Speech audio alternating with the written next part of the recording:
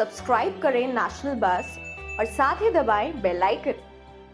सैनी साहब as DG वो जवाब देण भी उन्होंने पहले मुकदमे की इन्वेस्टिगेशन नूं की कीता। मैनूं इहो ही सवाल मैं पूछना चाहुंदा SIT तो, गोली तो उत्थे चली है, बंदे उत्थे मरे आ, तुसीं नहीं चलाई तो वो तो दस दिओ जिन्हां ने चलाई है। सुमेध सिंह सैनी ने एक अफवाह फैलाई हुई है कि मेरे ऊपर सीनियर BJP लीडर्स की ब्लैसिंग है और RSS की ब्लैसिंग है और मेरा कोई भी भावें कांग्रेस सरकार होवे भावें अकाली दल की सरकार होवे मेरा कोई कुछ नहीं बिगाड़ सकता।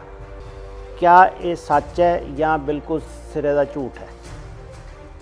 मैं पार्टी का नैशनल स्पोक्स परसन है, मैं जिम्मेवारी नाल कह रहा। कुछ दिन पहला अमित शाह जी नाल साडी मीटिंग सी ते मुकदमा बादल साहब के खिलाफ दर्ज होया सी, उन्होंने सज़ा कराउंदे स्वाद आ जांदा। तुसीं कैप्टन अमरिंदर सिंह के खिलाफ 2 मुकदमे दर्ज किए, इन्वेस्टिगेशन भी की, सज़ा कराउंदे स्वाद आ जांदा, पंजाब भी देखदा। और पुलिस और चैलेंज नूं एक्सैप्ट ना करे तो ये तो लानत वाली गल है। मैं समझना ये तो जग्गे डाकू वाला काम है। SIT का काम नहीं भी मौके पर जाए तो गवाहां के बयान उन्होंने घर जाके लिखे। 295 नॉन कंपाउंडेबल है जिहदे च राजीनामा हो ही नहीं सकता। जिहड़ी चीज़ हो ही नहीं सकती वो कौन कर रहा सीगा, उसकी इन्वेस्टिगेशन ही नहीं हुई। सर क्या ये केस कैंसल हो सकता सी? तो FIR नंबर 139 है, वो लाइसेंस का वैपन ही नहीं सी खरीदिया गया। उस वेले इनू क्राइम नूं नहीं देखा गया, ये देखा गया कि वोटां किवें लईआं। ਤੁਹਾਨੂੰ ਕੀ लगता है भी लोगों ਨੂੰ इस मसले 'ਚ कभी इंसाफ मिलेगा कि नहीं मिलेगा?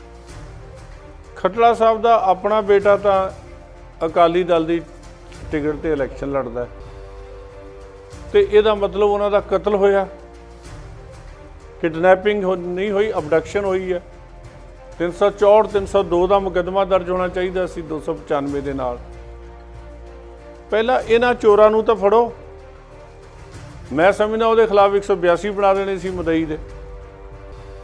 ये पहले मुकदमे नाल ही जोड़ो जिहड़ा तुसीं हले तक भंबल भूसा बना के रखिया होया। असीं सच्चाई जानना चाहुंदे हां, लोग सच्चाई जानना चाहुंदे आ। और उही बंदा मैं आप वेखिया जिहड़ा बादलों के खिलाफ परचा दर्ज कराउण वाला सी, उही बंदा सी जिहड़ा मुड़ के गवाह बिठाउण वाला सी। उस बंदे दे उत्ते कई तरह के केस सी, झूठे पुलिस मुकाबलियां दे। ते पंथक सरकार जिहड़ी अपने आप नूं कहंदी है किसी सिख धर्म के नुमाइंदे हैं, वो उन्हां नूं प्रमोट करके DG ला रहे हैं। इन्हां दी परमराज नूं भेजण दी तां लोड़ ही नहीं सी, ना पन्नू नूं भेजण दी लोड़ सी। यार इन्ने जिहड़े होर मरे आ लोग, इन्हां दे मुंडे भी तुसीं DSP भर्ती करो। ਤੁਸੀਂ बहुत वधिया गल कीती भी पॉलिटिशियनां दे मुंडे, उन्हां दे बच्चों नूं क्यों नहीं नौकरियां मिलियां, उन्हां नूं क्यों नहीं DSP भर्ती की? जे सुखबीर जी नूं इंटैरोगेट कर लिया, वड्डे बादल साहब नूं इंटैरोगेट कर लिया, अक्षय कुमार नूं इंटैरोगेट कर लिया, तो चलान अदालत च देना चाहिए सी। ये जिहड़ा सैनी है ये कितना क जिम्मेवार है इस सारी घटना के उपर? सारे दर्शकों का बहुत बहुत स्वागत है। साडे नाल अज एक बारी फिर सरदार इकबाल सिंह लालपुरा जी ने, जिहड़े कि BJP के नैशनल स्पोक्स परसन ने और रिटायर्ड IPS अफसर ने पंजाब पुलिस दे। पिछली बारी असी गल कीती सी इन्हां नाल जिहड़ी IG कुंवर प्रतापपुरा ने एक रिपोर्ट दिती सी बरगाड़ी बैबल कलां और कोटकपूरा गोलीकांड के उपर, और वो जिहड़ी रिपोर्ट है वो हाई कोर्ट ने डिसमिस करती, खारिज कर दी और सरकार नूं आदेश दिता कि नवीं SIT बनाई जाए और 6 महीनों के अंदर अंदर उहदी रिपोर्ट दिती जाए। लेकिन असी सारे जने इस गल नूं भुल रहे हैं कि ये सारी जिहड़ी बेअदबी का मामला शुरू होया कित्थों। अज असी लालपुरा जी नाल यही डिस्कस करन आए हैं कि जिहड़ा ये बेअदबी का मामला शुरू होया कित्थों और ਇਹਦੀ ਜੜ ਕਿੱਥੇ ਹੈ? ਵਾਹਿਗੁਰੂ ਜੀ ਕਾ ਖਾਲਸਾ, ਵਾਹਿਗੁਰੂ ਜੀ ਕੀ ਫਤਿਹ। ਮੋਗੀਆ ਸਾਹਿਬ, ਇਸ ਤਰ੍ਹਾਂ ਹੈ ਕਿ ਪੰਜਾਬ ਪੁਲਿਸ ਕਿਸੇ ਜ਼ਮਾਨੇ 'ਚ ਨਾ ਬੜੀ ਉੱਚੇ ਲੈਵਲ ਦੀ ਇਨਵੈਸਟੀਗੇਸ਼ਨ ਦੀ ਏਜੰਸੀ ਮੰਨੀ ਜਾਂਦੀ ਸੀ। ਸਰਦਾਰ ਪ੍ਰਤਾਪ ਸਿੰਘ ਕੈਰੋਂ ਦਾ ਮਰਡਰ ਹੋਇਆ ਸੋਨੀਪਤ ਦੇ ਲਾਗੇ ਰਾਈ, ਉਹਦੀ ਵੀ ਇਨਵੈਸਟੀਗੇਸ਼ਨ ਪੰਜਾਬ ਪੁਲਿਸ ਨੇ ਕਰਕੇ ਤੇ ਸਜ਼ਾ ਕਰਵਾਈ ਸਾਰੇ ਦੋਸ਼ੀਆਂ ਨੂੰ। ਲੇਕਿਨ ਹੋਰ ਵੀ ਬਹੁਤ ਸਾਰਾ ਸਮਾਂ ਆਇਆ, ਲੇਕਿਨ ਹੌਲੀ ਹੌਲੀ ਮਿਆਰ ਘਟ ਗਿਆ। ਜਿਹੜੀ ਇਨਵੈਸਟੀਗੇਸ਼ਨ ਪ੍ਰੋਫੈਸ਼ਨਲ ਹੋਣੀ ਚਾਹੀਦੀ ਸੀ, ਉਹਦੀ ਹਾਲਤ ਇਹ ਹੋ ਗਈ ਕਿ 2007 ਦੇ ਵਿੱਚ ਗੁਰਮੀਤ ਰਾਮ ਰਹੀਮ ਨੇ ਇੱਕ ਇਸ਼ਤਿਹਾਰ ਦਿੱਤਾ ਅਖਬਾਰ ਦੇ ਵਿੱਚ, ਅਜੀਤ ਦੇ ਵਿੱਚ ਔਰ ਹਿੰਦੁਸਤਾਨ ਟਾਈਮ ਦੇ ਵਿੱਚ। ਉਹਦੇ 'ਚ ਉਹਨਾਂ ਨੇ ਜਿਹੜੀ ਪੋਸ਼ਾਕ ਪਾਈ ਵਿਖਾਈ, ਉਹ ਸ਼੍ਰੀ ਗੁਰੂ ਗੋਬਿੰਦ ਸਿੰਘ ਸਾਹਿਬ ਦੇ ਵਰਗਾ ਬਸਤਰ ਧਾਰਨ ਕੀਤੇ ਜਾਂ ਸਵਾਂਗ ਰਚਾਇਆ ਉਹੋ ਜਿਹਾ। ਜਿੱਥੇ ਜਾਮੇ ਇਨਸਾਨ ਇੱਕ ਉਹਨਾਂ ਨੇ ਨਵਾਂ ਨਾਂ ਰੱਖ ਲਿਆ, ਅੰਮ੍ਰਿਤ ਦੀ ਦਾਤ ਬਖਸ਼ਣ ਨੂੰ, ਉਸੇ ਤਰ੍ਹਾਂ ਹੀ ਕੜਾਇਆ ਲੈ ਲਿਆ, ਉਹਦੇ 'ਚ ਸ਼ਰਬਤ ਪਾ ਲਿਆ ਅਤੇ ਲੋਕਾਂ ਨੂੰ ਮਤਲਬ ਇਹ ਕਹਿ ਦਿੱਤਾ ਕਿ ਅਸੀਂ ਜਾਮੇ ਇਨਸਾਨ ਪਿਲਾਣਾ। ਔਰ ਉਹਨਾਂ ਨੇ ਆਪਣੇ ਜਿਹੜੇ ਪੈਰੋਕਾਰ ਹੈ ਉਹਨਾਂ ਦਾ ਨਾਮ ਹੀ ਬਦਲ ਕੇ ਇਨਸਾਨ ਰੱਖਣਾ ਸ਼ੁਰੂ ਕਰਤਾ, ਇਨਸਾਨ। ਸੋ ਇਸੀ ਸਥਿਤੀ ਦੇ ਵਿੱਚ ਜੇਕਰ ਕੋਈ ਬੰਦਾ ਕੁਦਰਤੀ ਹੈ, ਗੁਰ ਕੀ ਨਿੰਦਾ ਸੁਣੇ ਨਾ ਕਾਨ, ਜਦੋਂ ਗੁਰੂ ਦੀ ਨਿੰਦਾ ਹੁੰਦੀ ਹੋਵੇ ਤੇ ਕੰਨ ਨਹੀਂ ਸੁਣਦੇ। ਹਾਂਜੀ, ਸੋ ਐਸਾ ਗੁਰਮਤਿ ਦਾ ਸਿਧਾਂਤ ਹੈ ਤੇ ਲੋਕਾਂ 'ਚ ਰੋਸ ਪੈਦਾ ਹੋਣਾ ਜ਼ਰੂਰੀ ਸੀ। ਤੇ ਉਹਦੇ ਤੇ ਆਧਾਰ ਤੇ ਪਤਾ ਲੱਗਾ ਕਿ ਇਹ ਲੋਕਾਂ ਨੂੰ ਸੱਦ ਕੇ ਜਾਮੇ ਇਨਸਾਨ ਪੜਾਉਂਦਾ ਹੈ ਔਰ ਗੁਰੂ ਗੋਬਿੰਦ ਸਿੰਘ ਵਰਗਾ ਵਸਤਰ ਧਾਰਨ ਕਰਕੇ ਉਹਨਾਂ ਦੀ ਨਕਲ ਕਰਨ ਦਾ ਕੋਸ਼ਿਸ਼ ਕਰਕੇ ਸਿੱਖਾਂ ਦੀਆਂ ਭਾਵਨਾਵਾਂ ਨੂੰ ਸੱਟ ਮਾਰਨ ਦੀ ਕੋਸ਼ਿਸ਼ ਕਰ ਰਿਹਾ। ਸੋ ਉਹਨਾਂ ਦੇ ਖਿਲਾਫ ਇੱਕ ਕੇਸ ਦਰਜ ਹੋਇਆ ਸੀ ਬਠਿੰਡੇ ਦੇ ਵਿੱਚ, ਤੇ ਉਹ ਇਹ ਹੋਇਆ 2007 ਦੀ ਗੱਲ ਹੈ। ਤੇ ਉਸ ਤੋਂ ਬਾਅਦ ਫਿਰ ਜਿਹੜੀਆਂ ਘਟਨਾਵਾਂ ਚੱਲੀਆਂ, ਉਹ ਕਈ ਤਰ੍ਹਾਂ ਦੇ ਉਹਦੇ ਰੂਪ ਬਦਲਿਆ। ਲੇਕਿਨ ਮੈਂ ਜਿਹੜੀ ਬੇਸਿਕ ਗੱਲ ਕਹਿਣਾ ਚਾਹਾਂਗਾ ਅਗਲੇ ਤੁਹਾਡੇ ਸਵਾਲ ਦੇ ਨਾਲ ਹੀ, ਕਿ that was not investigated in a properly thorough professional manner. ਇਹ ਪ੍ਰੋਬਲਮ ਰਹਿ ਗਈ। ਸਰ, ਉਹ ਜਿਹੜੀ ਮੈਨੂੰ ਜਾਣਕਾਰੀ ਹੈ ਕਿ ਉਦੋਂ ਜਿਹੜੀ FIR ਹੋਈ ਸੀ ਉਹ 295 A ਜਿਹੜਾ ਸੈਕਸ਼ਨ ਹੈ ਨਾਨ ਕੰਪਾਊਂਡੇਬਲ, ਉਹਦੇ ਤਹਿਤ ਕੀਤੀ ਗਈ ਸੀ। ਤੇ ਉਸ ਤੋਂ ਬਾਅਦ ਉਸ ਕੇਸ ਦਾ ਕੀ ਬਣਿਆ, ਕਿੱਥੇ ਉਹ FIR ਗਈ, ਕਿਵੇਂ ਉਸ 'ਤੇ ਇਨਵੈਸਟੀਗੇਸ਼ਨ ਹੋਈ, ਉਹ ਸਾਡੇ ਦਰਸ਼ਕਾਂ ਨੂੰ ਨਹੀਂ ਪਤਾ। ਮੋਂਗੀਆ ਸਾਹਿਬ, ਇਸ ਤਰ੍ਹਾਂ ਜਿਹੜਾ ਮੁਕੱਦਮਾ ਦਰਜ ਹੋਇਆ ਨਾ 295, ਕਿਸੇ ਵੀ ਦੀਆਂ ਧਾਰਮਿਕ ਭਾਵਨਾਵਾਂ ਨੂੰ ਭੜਕਾਉਣ ਵਾਸਤੇ ਜਾਂ ਕਿਸੇ ਧਰਮ ਦੇ ਖਿਲਾਫ ਬੋਲਣ ਵਾਸਤੇ ਉਸ ਦੇ ਆਧਾਰ 'ਤੇ ਦਰਜ ਹੁੰਦੀ ਹੈ। ਔਰ ਇਹ ਨਾਨ ਕੰਪਾਊਂਡੇਬਲ ਹੈ। ਨਾਨ ਕੰਪਾਊਂਡੇਬਲ ਦਾ ਮਤਲਬ ਹੁੰਦਾ ਇਹਦੇ 'ਚ ਰਾਜੀਨਾਮਾ ਨਹੀਂ ਹੋ ਸਕਦਾ। ਜੇਕਰ ਰਾਮ ਰਹੀਮ ਨੇ ਸਿੱਖਾਂ ਦੇ ਗੁਰੂ ਸਾਹਿਬ ਦਾ ਸਰੂਪ ਧਾਰਨ ਕੀਤਾ, ਦਸਮ ਪਾਤਸ਼ਾਹ ਦਾ, ਔਰ ਉਹਨੇ ਆਪ ਹੀ ਉਹਦੇ ਇਸ਼ਤਿਹਾਰ ਦਿੱਤੇ ਪੈਸੇ ਖਰਚ ਕੇ, ਸੋ ਪਹਿਲੀ ਗੱਲ ਤਾਂ ਇਹ ਚੱਲੀ ਕਿ ਲੋਕਾਂ ਦੀਆਂ ਭਾਵਨਾਵਾਂ ਭਟਕ ਗਈਆਂ, ਲੋਕੀ ਸੜਕਾਂ 'ਤੇ ਆ ਗਏ, ਰੌਲਾ ਪਿਆ ਪੰਜਾਬ ਦੇ ਵਿੱਚ ਬਹੁਤ ਜ਼ਿਆਦਾ, ਤੇ ਉਹਨਾਂ ਨੇ ਰਾਜੀਨਾਮਾ ਕਰਾਉਣ ਦੀ ਕੋਸ਼ਿਸ਼ ਕੀਤੀ ਸਰਕਾਰ ਨੇ। ਜਦੋਂ ਕਿ 295 ਨਾਨ ਕੰਪਾਊਂਡੇਬਲ ਹੈ, ਜਿਹਦੇ 'ਚ ਰਾਜੀਨਾਮਾ ਹੋ ਹੀ ਨਹੀਂ ਸਕਦਾ। ਪਹਿਲੀ ਤਾਂ ਗੱਲ ਹੈ, ਜਿਹੜੀ ਚੀਜ਼ ਹੋ ਹੀ ਨਹੀਂ ਸਕਦੀ ਉਹ ਕੌਣ ਕਰ ਰਿਹਾ ਸੀਗਾ, ਉਸ ਦੀ ਇਨਵੈਸਟੀਗੇਸ਼ਨ ਹੀ ਨਹੀਂ ਹੋਈ। ਪਤਾ ਤਾਂ ਲੱਗੇ ਨਾ। ਇੱਕ ਗੱਲ ਆਈ ਕਿ ਰਾਜੀਨਾਮਾ ਹੋ ਰਿਹਾ, ਸਰਦਾਰ ਤਰਲੋਚਨ ਸਿੰਘ ਨੇ ਆਖਿਆ ਕਿ ਰਾਜੀਨਾਮਾ ਮੈਂ ਲਿਖਿਆ ਸੀ। ਉਹ ਰਾਜੀਨਾਮਾ ਜੇ ਉਹਨਾਂ ਨੇ ਲਿਖਿਆ ਸੀਗਾ ਤੇ ਕਿਹਦੇ ਕਹਿਣ 'ਤੇ ਲਿਖਿਆ? ਤੇ ਉਹ ਰਾਜੀਨਾਮਾ ਜਿਹੜਾ ਹੈ ਨਾਨ ਕੰਪਾਊਂਡੇਬਲ ਅਫੈਂਸ, ਇਹਦੇ ਤਾਂ ਦੋਸ਼ੀ ਦੇ ਖਿਲਾਫ ਚਲਾਨ ਪੇਸ਼ ਹੋਣਾ ਚਾਹੀਦਾ ਸੀ ਔਰ ਉਹਨਾਂ ਨੂੰ ਸਜ਼ਾ ਹੋਣੀ ਚਾਹੀਦੀ ਸੀ, ਜਿਹੜੀ ਮੈਂ ਸਮਝਦਾ ਪੁਲਿਸ ਆਪਣੀ ਡਿਊਟੀ ਦੇ ਵਿੱਚ ਫੇਲ ਹੋਈ ਹੈ। ਜਿਹੜਾ ਵੀ ਜ਼ਿਲ੍ਹੇ ਦਾ SSP ਰਿਹਾ, ਥਾਣੇ ਦਾ SHO ਸੀ, ਜਾਂ ਜਦੋਂ ਪੋਲੀਟੀਕਲੀ ਤੌਰ 'ਤੇ ਰਾਜੀਨਾਮਾ ਹੋ ਰਿਹਾ ਸੀ, ਫਿਰ ਤਾਂ ਸਟੇਟ ਦਾ DGP ਵੀ ਜ਼ਿੰਮੇਵਾਰ ਹੈ। ਜੇ ਉਹਨਾਂ ਨੇ ਗਲਤ ਕੰਮ ਕੀਤਾ ਤੇ ਉਹਨਾਂ ਦੇ ਖਿਲਾਫ ਐਕਸ਼ਨ ਹੋਣਾ ਚਾਹੀਦਾ। ਸਰ, ਉਸ ਕੇਸ ਬਾਅਦ 'ਚ 4-4.5 ਸਾਲ ਬਾਅਦ ਪਤਾ ਚੱਲਿਆ ਵੀ ਉਹ ਕੈਂਸਲ ਹੋ ਗਿਆ। ਸਰ, ਕਿਆ ਇਹ ਕੇਸ ਕੈਂਸਲ ਹੋ ਸਕਦਾ ਸੀ? ਮੋਂਗੀਆ ਸਾਹਿਬ, ਇਹ ਸਭ ਤੋਂ ਵੱਡਾ ਗੁਨਾਹ ਉਹਨਾਂ ਨੇ ਕੀਤਾ। ਸਭ ਤੋਂ ਵੱਡਾ ਗੁਨਾਹ ਇਹ ਕੀਤਾ ਕਿ ਦੋਵੇਂ ਗੱਲਾਂ ਹੁੰਦੀਆਂ ਜਦੋਂ ਵੀ ਕੋਈ ਮੁਕੱਦਮਾ ਦਰਜ ਹੁੰਦਾ ਹੈ ਉਹਦੀ ਆਖਰੀ ਅੰਤਮ ਰਿਪੋਰਟ ਜਿਹੜੀ ਹੈ ਨਾ ਉਹ ਮੈਜਿਸਟ੍ਰੇਟ ਕੋਲ ਜਾਣੀ ਹੁੰਦੀ ਹੈ। ਉਹਦੇ 3 ਤਰੀਕੇ ਨੇ, ਜਾਂ ਤਾਂ ਚਲਾਨ ਭੇਜੀਏ ਵੀ ਦੋਸ਼ੀ ਫੜ ਲਏ ਤੇ ਹੋ ਗਿਆ, ਦੂਜਾ ਹੁੰਦਾ ਅਨਟ੍ਰੇਸ ਵੀ ਇਹ ਸਾਨੂੰ ਦੋਸ਼ੀ ਨਹੀਂ ਲੱਭ ਸਕੇ, ਤੀਜੀ ਹੁੰਦੀ ਹੈ ਕੈਂਸਲੇਸ਼ਨ। ਅਸੀਂ ਕਹਿੰਦੇ ਵੀ ਇਹ ਝੂਠਾ ਮੁਕੱਦਮਾ ਦਰਜ ਕਰਾਇਆ।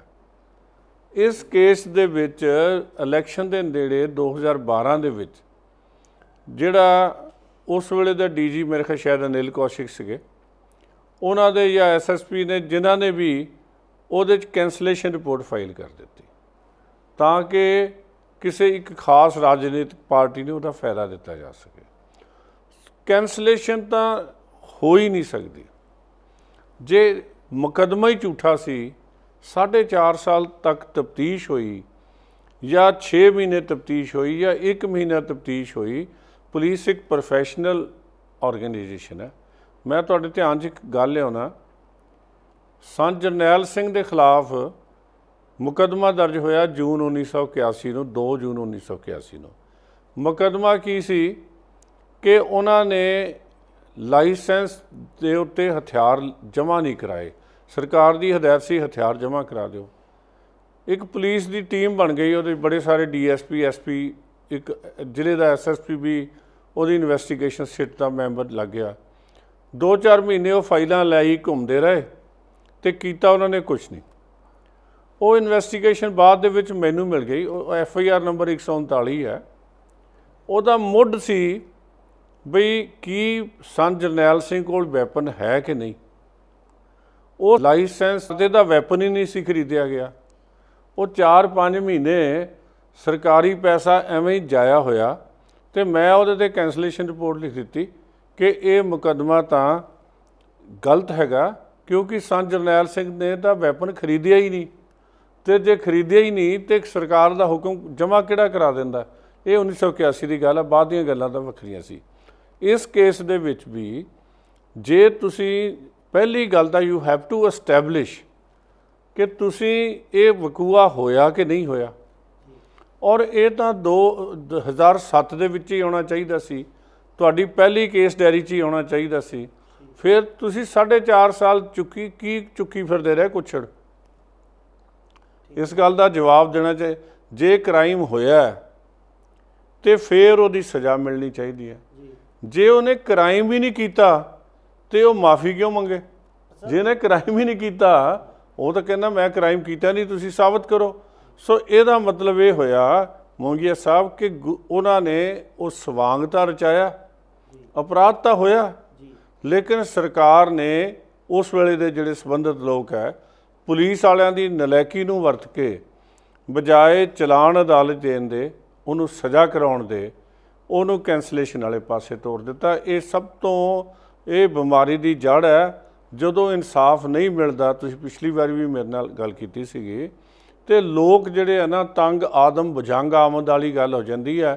ਜਦੋਂ ਕੋਈ ਤੰਗ ਆ ਜਾਂਦਾ ਬੰਦਾ ਫਿਰ ਉਹ ਹਥਿਆਰ ਚੁੱਕ ਲੈਂਦਾ। ਸੋ ਮੈਂ ਸਮਝਦਾ ਵੀ ਜਿਹੜਾ ਉਸ ਵੇਲੇ ਇਹਨੂੰ ਕ੍ਰਾਈਮ ਨੂੰ ਨਹੀਂ ਦੇਖਿਆ ਗਿਆ, ਇਹ ਦੇਖਿਆ ਗਿਆ ਕਿ ਵੋਟਾਂ ਕਿਵੇਂ ਲਈਆਂ ਜਾਣ। ਸੋ ਇਹ ਮੈਂ ਸਮਝਦਾ, ਔਰ ਉਹਦੇ ਵਿੱਚ ਸਰਕਾਰੀ ਅਧਿਕਾਰੀ ਸਾਰੇ ਸ਼ਾਮਲ ਹੋ ਗਏ। ਇਹ ਉਸ ਤੋਂ ਵੱਡਾ ਅਪਰਾਧ ਹੈ। ਮਤਲਬ ਜਿਹੜਾ ਇਹ ਕੈਂਸਲੇਸ਼ਨ ਹੋਈ ਰਿਪੋਰਟ ਦੀ, ਇਹ ਸਰਕਾਰ ਦੇ ਉਸ ਵੇਲੇ ਅਕਾਲੀ ਸਰਕਾਰ ਸੀਗੀ, ਕਿਹਨੇ ਹੁਕਮ ਦਿੱਤੇ ਅਫਸਰਾਂ ਨੂੰ, ਕੀ ਉਹਨਾਂ ਨੇ ਕਿਹਾ? ਇਹ ਅੱਜ ਤੱਕ ਬਾਹਰ ਨਹੀਂ ਆਈ ਗੱਲ ਵੀ ਕੇਸ ਦੇ ਆਰਡਰ ਤੇ ਪਰਚਾ ਕੈਂਸਲ ਹੋਇਆ ਔਰ ਕਿਉਂ ਕੀਤਾ ਗਿਆ। ਇਹ ਤਾਂ ਬਹੁਤ ਜ਼ਰੂਰੀ ਸੀ ਜੀ। ਉਸ ਜਿਹੜੇ SHO ਨੇ ਲਿਖਿਆ ਜਾਂ DSP ਨੇ ਲਿਖਿਆ, whosoever was the investigating officer, ਉਹਨੂੰ ਐਕਸਪਲੇਨ ਕਰਨਾ ਪਏਗਾ ਵੀ ਇਹਨੇ ਕਿਹੜੇ ਹਾਲਾਤਾਂ ਦੇ ਵਿੱਚ ਕੈਂਸਲੇਸ਼ਨ ਫਾਈਲ ਕੀਤੀ ਔਰ ਉਹਨਾਂ ਤੇ ਕੀ ਦਬਾਅ ਸੀਗਾ। ਫਿਰ ਦੂਜੀ ਗੱਲ ਹੈ ਵੀ ਵਕੂਆ ਹੋਇਆ ਕਿ ਨਹੀਂ ਹੋਇਆ, he has to prove it. ਫਿਰ ਜਿਹੜਾ ਵਕੂਆ ਤੁਸੀਂ 4 ਸਾਲ ਕੀ ਚੁੱਕੀ ਫਿਰਦੇ ਰਹੇ, ਕ੍ਰਾਈਮ ਤਾਂ ਹੋਇਆ। ਜਿਹੜਾ ਬੰਦਾ ਮਾਫੀ ਮੰਗਣ ਨੂੰ ਤਿਆਰ ਹੈ, ਇਹਦਾ ਮਤਲਬ ਇਹ ਹੈ ਕਿ ਜਿਹੜਾ ਬੰਦਾ ਮਾਫੀ ਮੰਗਣ ਨੂੰ ਤਿਆਰ ਹੋ ਗਿਆ ਔਰ ਇਹਦਾ ਮਤਲਬ ਉਹਨੇ ਐਕਸੈਪਟ ਹੀ ਕਰ ਲਿਆ ਵੀ ਮੈਂ ਗੁਨਾਹ ਕੀਤਾ। ਜੇ ਗੁਨਾਹ ਨਹੀਂ ਕੀਤਾ ਤੇ ਮਾਫੀ ਕਿਉਂ ਮੰਗਣੀ? ਇਹ ਜੋ ਕੁਝ ਹੋਇਆ ਹੈ ਇਹ ਸਾਰਾ ਸ਼ੱਕੀ ਹੈ। ਤੇ ਮੈਂ ਸਮਝਦਾ ਇਹਦੇ ਨਾਲ ਜਿਹੜੀ ਹੈ ਨਾ ਸਿੱਖ ਪੰਥ, ਸਿੱਖ ਸਮਾਜ, ਉਹਦੀ ਭਾਵਨਾਵਾਂ ਨੂੰ ਜਿਹੜਾ ਠੇਸ ਹੀ ਪੁੱਜਦੀ ਰਹੀ ਹੈ, ਉਹਨਾਂ ਨੂੰ ਮੱਲਮ ਲਾਉਣ ਦਾ ਯਤਨ ਨਹੀਂ ਕੀਤਾ ਗਿਆ। SITs ਬਣੀਆਂ, ਖੱਟੜੇ ਦੀ ਬਣੀ SIT, ਹੋਰ SITs ਬਣਾਈਆਂ ਗਈਆਂ ਤੇ ਰਿਜ਼ਲਟ ਕਿਸੇ ਦਾ ਵੀ ਹਲੇ ਕੁਝ ਆਇਆ ਨਹੀਂ। ਇੱਕੋ ਰਿਪੋਰਟ ਆਈ SIT ਦੀ, ਉਹ ਖਾਰਜ ਹੋ ਗਈ। ਜਿਹੜੀ ਬੇਅਦਬੀ ਦੀ FIR ਔਰ ਜਿਹੜਾ ਇਨਸੀਡੈਂਟ ਹੈ ਉਹ ਬੁਰਜ ਜਵਾਹਰ ਸਿੰਘ ਵਾਲਾ ਹੋਈ ਹੈ, ਤੇ ਇਹ ਸਾਰਾ ਕੁਝ ਜਿਹੜਾ ਹੋਇਆ ਹੈ ਇਹਦੇ ਪਿੱਛੇ ਕਿਹਦਾ ਦਿਮਾਗ ਸੀ? ਔਰ ਤੁਹਾਨੂੰ ਕੀ ਲੱਗਦਾ ਹੈ ਵੀ ਲੋਕਾਂ ਨੂੰ ਇਸ ਮਸਲੇ 'ਚ ਕਦੀ ਇਨਸਾਫ ਮਿਲੇਗਾ ਕਿ ਨਹੀਂ ਮਿਲੇਗਾ? ਵੇਖੋ, ਲੋਕਾਂ ਨੂੰ ਇੱਕ ਪਰਸੈਪਸ਼ਨ ਬਣ ਜਾਂਦੀ ਹੈ ਜੀ। ਪਰਸੈਪਸ਼ਨ ਹੁੰਦੀ ਜਿਹੜਾ ਆਮ ਆਦਮੀ ਹੈ ਨਾ, ਇਨਵੈਸਟੀਗੇਟ ਜਿਹੜਾ ਲਾਅ ਵੀ ਹੈ ਨਾ, ਇਹ 'ਚ ਕਾਮਨ ਸੈਂਸ ਜੀ, ਹਾਂਜੀ, ਜਿਹੜੀ ਕਾਮਨ ਸੈਂਸ ਨੂੰ ਅਪੀਲ ਚੀਜ਼ ਕਰਦੀ ਹੈ ਉਹੀ ਲਾਅ ਹੁੰਦਾ, ਉਹੀ ਸੱਚ ਹੁੰਦਾ। ਹੁਣ ਅਸੀਂ ਪਹਿਲਾਂ ਡਿਸਕਸ ਕਰਕੇ ਹਟੇ ਹਾਂ ਕਿ ਰਾਮ ਰਹੀਮ ਹੋਰਾਂ ਦਾ ਗੁਰੂ ਗੋਬਿੰਦ ਸਿੰਘ ਦਾ ਸਵਾਂਗ ਰਚਾਉਣਾ ਇੱਕ ਅਪਰਾਧ ਸੀ, ਔਰ ਨਾ ਰਾਜੀਨਾਮੇ ਵਾਲਾ ਅਪਰਾਧ ਸੀ। ਹੁਣ ਜੇ ਉਹਦੀ ਇਨਵੈਸਟੀਗੇਸ਼ਨ ਹੀ ਨਹੀਂ ਕੀਤੀ, ਉਹਦੀ ਜਿਹੜੀ ਵੀ SIT ਬਣੀ ABC, ਉਹ ਸਜ਼ਾ ਦੇ ਹੱਕਦਾਰ ਹੈ। ਲੇਕਿਨ ਮੈਂ ਸਮਝਦਾ ਖਟੜਾ ਸਾਹਿਬ ਦੀ ਫਿਰ ਦੂਜੀ SIT ਤੇ ਲਾਤਾ, ਬੁਰਜ ਜਵਾਹਰ ਸਿੰਘ ਵਾਲਾ ਦੀ ਇਨਵੈਸਟੀਗੇਸ਼ਨ ਵਾਲੇ ਪਾਸੇ ਲਾਤਾ। ਖਟੜਾ ਸਾਹਿਬ ਦਾ ਆਪਣਾ ਬੇਟਾ ਤਾਂ ਅਕਾਲੀ ਦਲ ਦੀ ਟਿਕਟ ਤੇ ਇਲੈਕਸ਼ਨ ਲੜਦਾ ਪਟਿਆਲੇ ਤੋਂ, ਤੇ ਰਾਜਨੀਤੀ ਦੇ ਨਾਲ ਉਹਨਾਂ ਦਾ ਪ੍ਰੇਰਿਤ ਹੈਗੇ ਆ। ਉਹਨਾਂ ਨੇ ਗੋਂਗਲੂਆਂ ਤੋਂ ਮਿੱਟੀ ਝਾੜਨੀ, ਉਹ ਆਪਣੇ ਹਾਕਮਾਂ ਤੋਂ ਬਾਹਰ ਕਿਵੇਂ ਜਾਣਗੇ? ਉਹ ਤਾਂ ਉਹਨਾਂ ਤੋਂ ਕੋਈ ਆਸ ਨਹੀਂ ਕੀਤੀ ਜਾ ਸਕਦੀ ਸੀ। ਇਸੇ ਕਰਕੇ ਜਦੋਂ ਜਵਾਹਰ ਸਿੰਘ ਵਾਲਾ ਤੋਂ ਸ਼੍ਰੀ ਗੁਰੂ ਗ੍ਰੰਥ ਸਾਹਿਬ ਨੂੰ ਉੱਥੋਂ ਲਾਪਤਾ ਕੀਤਾ ਗਿਆ, ਚੋਰੀ ਕਰ ਲਿਆ ਗਿਆ, ਤੇ ਉਦੋਂ ਵੀ ਪੁਲਿਸ ਐਕਸ਼ਨ 'ਚ ਕਿਉਂ ਨਹੀਂ ਆਈ? ਸਰ ਉਹ ਥੋੜ੍ਹਾ ਜਿਹਾ ਡਿਟੇਲ ਦੱਸੋ ਸਾਡੇ ਦਰਸ਼ਕਾਂ ਨੂੰ ਵੀ, ਜਦੋਂ ਸ਼੍ਰੀ ਗੁਰੂ ਗ੍ਰੰਥ ਸਾਹਿਬ ਨੂੰ ਚੋਰੀ ਕੀਤਾ ਤੇ ਸਾਰਾ ਉਹ ਥੋੜ੍ਹਾ ਜਿਹਾ ਸਮ ਅਪ ਕਰਕੇ ਥੋੜ੍ਹਾ ਦੱਸੋ ਸਾਡੇ। ਦੇਖੋ, ਸ਼੍ਰੀ ਗੁਰੂ ਗ੍ਰੰਥ ਸਾਹਿਬ ਨੂੰ ਚੋਰੀ ਕਰਨ ਤੋਂ ਬਾਅਦ ਉਸ ਵੇਲੇ ਚੱਲ ਰਿਹਾ ਸੀਗਾ ਇਹਨਾਂ ਦੀ ਫਿਲਮ ਦਾ ਮੈਸੇਂਜਰ ਆਫ ਗੋਡ, ਵੀ ਉਹ ਰਿਲੀਜ਼ ਹੋਣੀ ਹੈ, ਤੇ ਉਹਨਾਂ ਨੇ ਉਹਦੇ ਰਿਲੀਜ਼ ਕਰਨ ਤੋਂ ਜਿਹੜੀ ਹੈ ਕ੍ਰਾਈਮ ਸੀਗਾ, ਉਹਨਾਂ ਨੇ ਕੀ ਕੀਤਾ, ਗੁਰੂ ਗ੍ਰੰਥ ਸਾਹਿਬ ਨੂੰ ਹੀ ਚੋਰੀ ਕਰ ਲਿਆ। ਜਿਹੜੀ ਕੁਛ ਥੋੜ੍ਹੀ ਬਹੁਤੀ ਤਫਤੀਸ਼ ਜੈਨੂਅਨ ਲੱਗਦੀ ਹੈ, ਬਾਹਰ ਆਈ ਆ, ਉਹਦੇ 'ਚ ਪਤਾ ਲੱਗਦਾ ਕਿ ਇਹਦਾ ਸੰਬੰਧ ਡੇਰਾ ਸਰਸਾ ਨਾਲ ਹੀ ਸੀਗਾ, ਡੇਰੇ ਸੱਚੇ ਸੌਦੇ ਨਾਲ ਇਹਦਾ ਸੰਬੰਧ ਸੀ। ਉਹਨਾਂ ਨੇ ਫਿਰ ਇਹਨਾਂ ਨੇ ਪੁਲਿਸ ਨੇ ਉਹਦੀ ਇਨਵੈਸਟੀਗੇਸ਼ਨ ਕਰਨ ਲਈ ਕੋਈ ਉਦਮ ਨਹੀਂ ਕੀਤਾ। ਫਿਰ ਉਹਦੇ ਬਰਗਾੜੀ 'ਚ ਉਹ ਲੱਗ ਗਿਆ, ਇਸ਼ਤਿਹਾਰ ਲੱਗ ਗਿਆ। ਇਸ਼ਤਿਹਾਰਾਂ 'ਚ ਲਿਖਿਆ ਗਿਆ ਕਿ ਅਸੀਂ ਤੁਹਾਡਾ ਗੁਰੂ ਕਿਡਨੈਪ ਕਰ ਲਿਆ, ਚੁੱਕ ਕੇ ਲੈ ਗਏ ਆ, ਤੇ ਹੁਣ ਤੁਹਾਡੇ 'ਚ ਹਿੰਮਤ ਹੈ ਤੇ ਲੱਭ ਲਓ, ਨਹੀਂ ਤਾਂ ਫਲਾਣੀ ਜਗ੍ਹਾ ਇਹਦੇ ਵਰਕੇ ਪਾੜੇ ਮਿਲਣਗੇ। ਇਸ਼ਤਿਹਾਰ ਤਾਂ ਲੱਗ ਗਏ, ਲੱਭਣ ਦੀ ਕੋਸ਼ਿਸ਼ ਕੀ ਹੋਈ? ਜਿਹੜੀਆਂ SITਆਂ ਹੁਣ ਬਣੀਆਂ, ਇਹ SITਆਂ ਉਦੋਂ ਬਣਦੀਆਂ, ਪੁਲਿਸ ਉਦੋਂ ਸਖਤੀ ਨਾਲ ਕੰਮ ਲੈਂਦੀ, ਲੋਕ ਨਾ ਭਟਕਦੇ। ਸੋ ਉਹਨਾਂ ਨੇ ਆਪਣੀ ਜਿਹੜੀ ਲਾਈ ਹੋਈ ਸੀ ਇਸ਼ਤਿਹਾਰ, ਜਿਹੜੀ ਵਾਰਨਿੰਗ ਉਹਨਾਂ ਨੇ ਦਿੱਤੀ ਸੀ, ਜਿਹੜਾ ਉਹਨਾਂ ਨੇ ਕਿਹਾ ਸੀ ਵੀ ਅਸੀਂ ਇਸ ਤਰ੍ਹਾਂ ਕਰਾਂਗੇ, ਮੈਂ ਸਮਝਦਾ ਇਹ ਤਾਂ ਜੱਗੇ ਡਾਕੂ ਵਾਲਾ ਕੰਮ ਹੈ, ਵੀ ਲਿਖ ਕੇ ਲਾਉਣਾ ਇਸ਼ਤਿਹਾਰ ਕਿ ਹਮ ਇਹ ਕरेंगे, ਔਰ ਪੁਲਿਸ ਉਹ ਚੈਲੰਜ ਨੂੰ ਐਕਸੈਪਟ ਨਾ ਕਰੇ, ਤੇ ਇਹ ਤੋਂ ਲਾਹਨਤ ਵਾਲੀ ਗੱਲ ਹੈ। ਜਿਹੜੇ ਪੁਲਿਸ ਵਾਲਿਆਂ ਦੇ ਪਤਾ ਲੱਗ ਗਿਆ ਕਿ ਸ਼੍ਰੀ ਗੁਰੂ ਗ੍ਰੰਥ ਸਾਹਿਬ ਚੋਰੀ ਹੋ ਗਏ, ਬਜਾਏ ਦੋਸ਼ੀ ਲੱਭਣ ਦੇ, ਰੋਕਣ ਦੇ, ਗੱਲ ਕਰਨ ਦੇ, ਹਾਂਜੀ, ਉਹ ਬੰਦੇ ਇੰਨੇ ਨਿਕਲ ਗਏ ਕਿ ਉਹਨਾਂ ਨੇ ਗੁਰੂ ਗ੍ਰੰਥ ਸਾਹਿਬ ਦਾ ਸਰੂਪ ਪਾੜ ਕੇ ਸੁੱਟ ਵੀ ਦਿੱਤਾ। ਔਰ ਅਸੀਂ ਜਿਹੜਾ ਭਾਰਤ ਦਾ ਸੁਪਰੀਮ ਕੋਰਟ ਹੈ, ਉਹ ਇਹ ਕਹਿੰਦਾ ਹੈ ਕਿ ਸ਼੍ਰੀ ਗੁਰੂ ਗ੍ਰੰਥ ਸਾਹਿਬ ਇੱਕ ਪਰਸਨ ਹੈ, ਤੇ ਜੇ ਸ਼੍ਰੀ ਗੁਰੂ ਗ੍ਰੰਥ ਸਾਹਿਬ ਇੱਕ ਪਰਸਨ ਹੈ ਤੇ ਇਹਦਾ ਮਤਲਬ ਉਹਨਾਂ ਦਾ ਕਤਲ ਹੋਇਆ, ਕਿਡਨੈਪਿੰਗ ਨਹੀਂ ਹੋਈ, ਅਬਡਕਸ਼ਨ ਹੋਈ ਹੈ। 364 302 ਦਾ ਮੁਕੱਦਮਾ ਦਰਜ ਹੋਣਾ ਚਾਹੀਦਾ ਸੀ 295 ਦੇ ਨਾਲ, ਤੇ ਉਹਨਾਂ ਬੰਦਿਆਂ ਨੂੰ ਸਜ਼ਾ ਹੋਣੀ ਚਾਹੀਦੀ ਸੀ। ਹੁਣ ਜੇ ਪੁਲਿਸ ਕੁਛ ਕਰੇ ਹੀ ਨਾ, ਐਡਮਿਨਿਸਟ੍ਰੇਸ਼ਨ ਕੁਛ ਕਰੇ ਹੀ ਨਾ, ਸਰਕਾਰ ਕੁਛ ਕਰੇ ਨਾ, ਤੇ ਫਿਰ ਲੋਕ ਕੀ ਕਰਨ? ਫਿਰ ਲੋਕ ਸੜਕਾਂ 'ਤੇ ਹੀ ਆਉਣਗੇ, ਲੋਕ ਧਰਨੇ ਮਾਰਨਗੇ, ਲੋਕ ਰੌਲਾ ਪਾਉਣਗੇ। ਇਹੀ ਹੁੰਦਾ ਰਿਹਾ। ਸਰ ਉਸ ਤੋਂ ਬਾਅਦ ਇੱਕ ਗੱਲਬਾਤ ਆਈ ਕਿ ਜੀ ਰਾਜੀਨਾਮਾ ਹੋ ਗਿਆ, ਮਾਫੀਨਾਮਾ ਮੰਗ ਲਿਆ ਗਿਆ ਔਰ ਜਿਹੜੇ ਆਪਣਾ ਅਕਾਲ ਤਖਤ ਦੇ ਜਥੇਦਾਰ ਸੀ ਉਹਨਾਂ ਨੇ ਮਾਫੀਨਾਮਾ ਐਕਸੈਪਟ ਵੀ ਕਰ ਲਿਆ ਔਰ ਉਸ ਤੋਂ ਬਾਅਦ ਲੋਕਾਂ 'ਚ ਰੋਸ਼ ਬੜਾ ਪੈਦਾ ਹੋ ਗਿਆ, ਨਾਰਾਜ਼ ਹੋ ਗਈ ਪੰਜਾਬ ਦੀ ਜਨਤਾ ਔਰ ਸਿੱਖ ਬਹੁਤ ਪੱਧਰ 'ਤੇ ਨਾਰਾਜ਼ ਹੋਏ ਕਿ ਸਾਡੇ ਗੁਰੂ ਦੀ ਬੇਅਦਬੀ ਹੋਈ ਹੈ ਔਰ ਤੁਹਾਨੂੰ ਅਸੀਂ ਇੱਕ ਐਸੇ ਅਹਿਮ ਅਹੁਦੇ 'ਤੇ ਬਿਠਾ ਰੱਖਿਆ ਹੈ ਔਰ ਤੁਸੀਂ ਇਹ ਕੌਮ ਨਾਲ ਦਗਾ ਕਰ ਲਿਆ। ਸਰ ਫਿਰ ਉਹ ਜਿਹੜਾ ਰਾਜੀਨਾਮਾ ਸੀ ਉਹਨੂੰ ਕੈਂਸਲ ਕਰਤਾ, ਮਾਫੀਨਾਮਾ ਉਹਨਾਂ ਨੇ ਐਕਸੈਪਟ ਨਹੀਂ ਕੀਤਾ। ਸਰ ਇਹਦੇ ਬਾਰੇ ਕੀ ਕਹਿਣਾ? ਮੋਗੇ ਸਾਹਿਬ ਇਸ ਤਰ੍ਹਾਂ ਹੈ ਕਿ ਜਦੋਂ ਹਲੇ ਬਰਗਾੜੀ ਕਾਂਡ ਹੋ ਚੁੱਕਾ ਸੀ, ਜਿੱਥੇ ਇਸ਼ਤਿਹਾਰ ਲੱਗ ਚੁੱਕੇ ਸੀ, ਜਦੋਂ ਬੁਰਜਵਾਰ ਸਿੰਘ ਵਾਲਾ ਤੋਂ ਸ਼੍ਰੀ ਗੁਰੂ ਗ੍ਰੰਥ ਸਾਹਿਬ ਨੂੰ ਕਿਡਨੈਪ ਕਰ ਲਿਆ ਗਿਆ, ਅਬਡਕਟ ਕਰ ਲਿਆ ਗਿਆ ਸੀ, ਉਹਨਾਂ ਦਿਨਾਂ ਦੇ ਵਿੱਚ ਜਿਹੜਾ ਰਾਜੀਨਾਮਾ ਹੋਇਆ ਨਾ, ਫਿਰ ਉਹੀ ਪੁਰਾਣੀ ਲਿਖਤ ਸਰਦਾਰ ਤਰਲੋਚਨ ਸਿੰਘ ਵਾਲੀ, ਉਸੇ 'ਤੇ ਜਥੇਦਾਰ ਸਾਹਿਬਾਨ ਨੇ ਰਾਮ ਰਹੀਮ ਨੂੰ ਮਾਫ ਕਰ ਦਿੱਤਾ। ਉਹ ਸਿੱਖਾਂ 'ਤੇ ਜਿਹੜਾ ਨਾ ਜ਼ਖਮਾਂ 'ਤੇ ਲੂਣ ਲਾਉਣ, ਨਮਕ ਲਾਉਣ ਵਾਲੀ ਗੱਲ ਸੀ। ਉਹ ਤੋਂ ਸਮਾਜ ਸਾਰਾ ਭੜਕਿਆ। ਜਦੋਂ ਲੋਕਾਂ ਨੂੰ ਰੌਲਾ ਰੱਪਾ ਪਿਆ, ਲੋਕੀ ਸੜਕਾਂ 'ਤੇ ਆਏ, ਫਿਰ ਇਹਨਾਂ ਨੇ ਇਸ਼ਤਿਹਾਰ ਦਿੱਤੇ ਪਹਿਲਾਂ ਵੀ ਇਹ ਪੰਥ ਦੇ, ਪੰਜਾਬ ਦੇ ਹਿੱਤ 'ਚ ਹੈਗਾ ਇਹ ਰਾਜੀਨਾਮਾ। ਪੰਜਾਬ ਦਾ ਉਹਦੇ 'ਚ ਕੀ ਹਿੱਤ ਹੈ ਸਾਨੂੰ ਸਮਝ ਨਹੀਂ ਆਈ।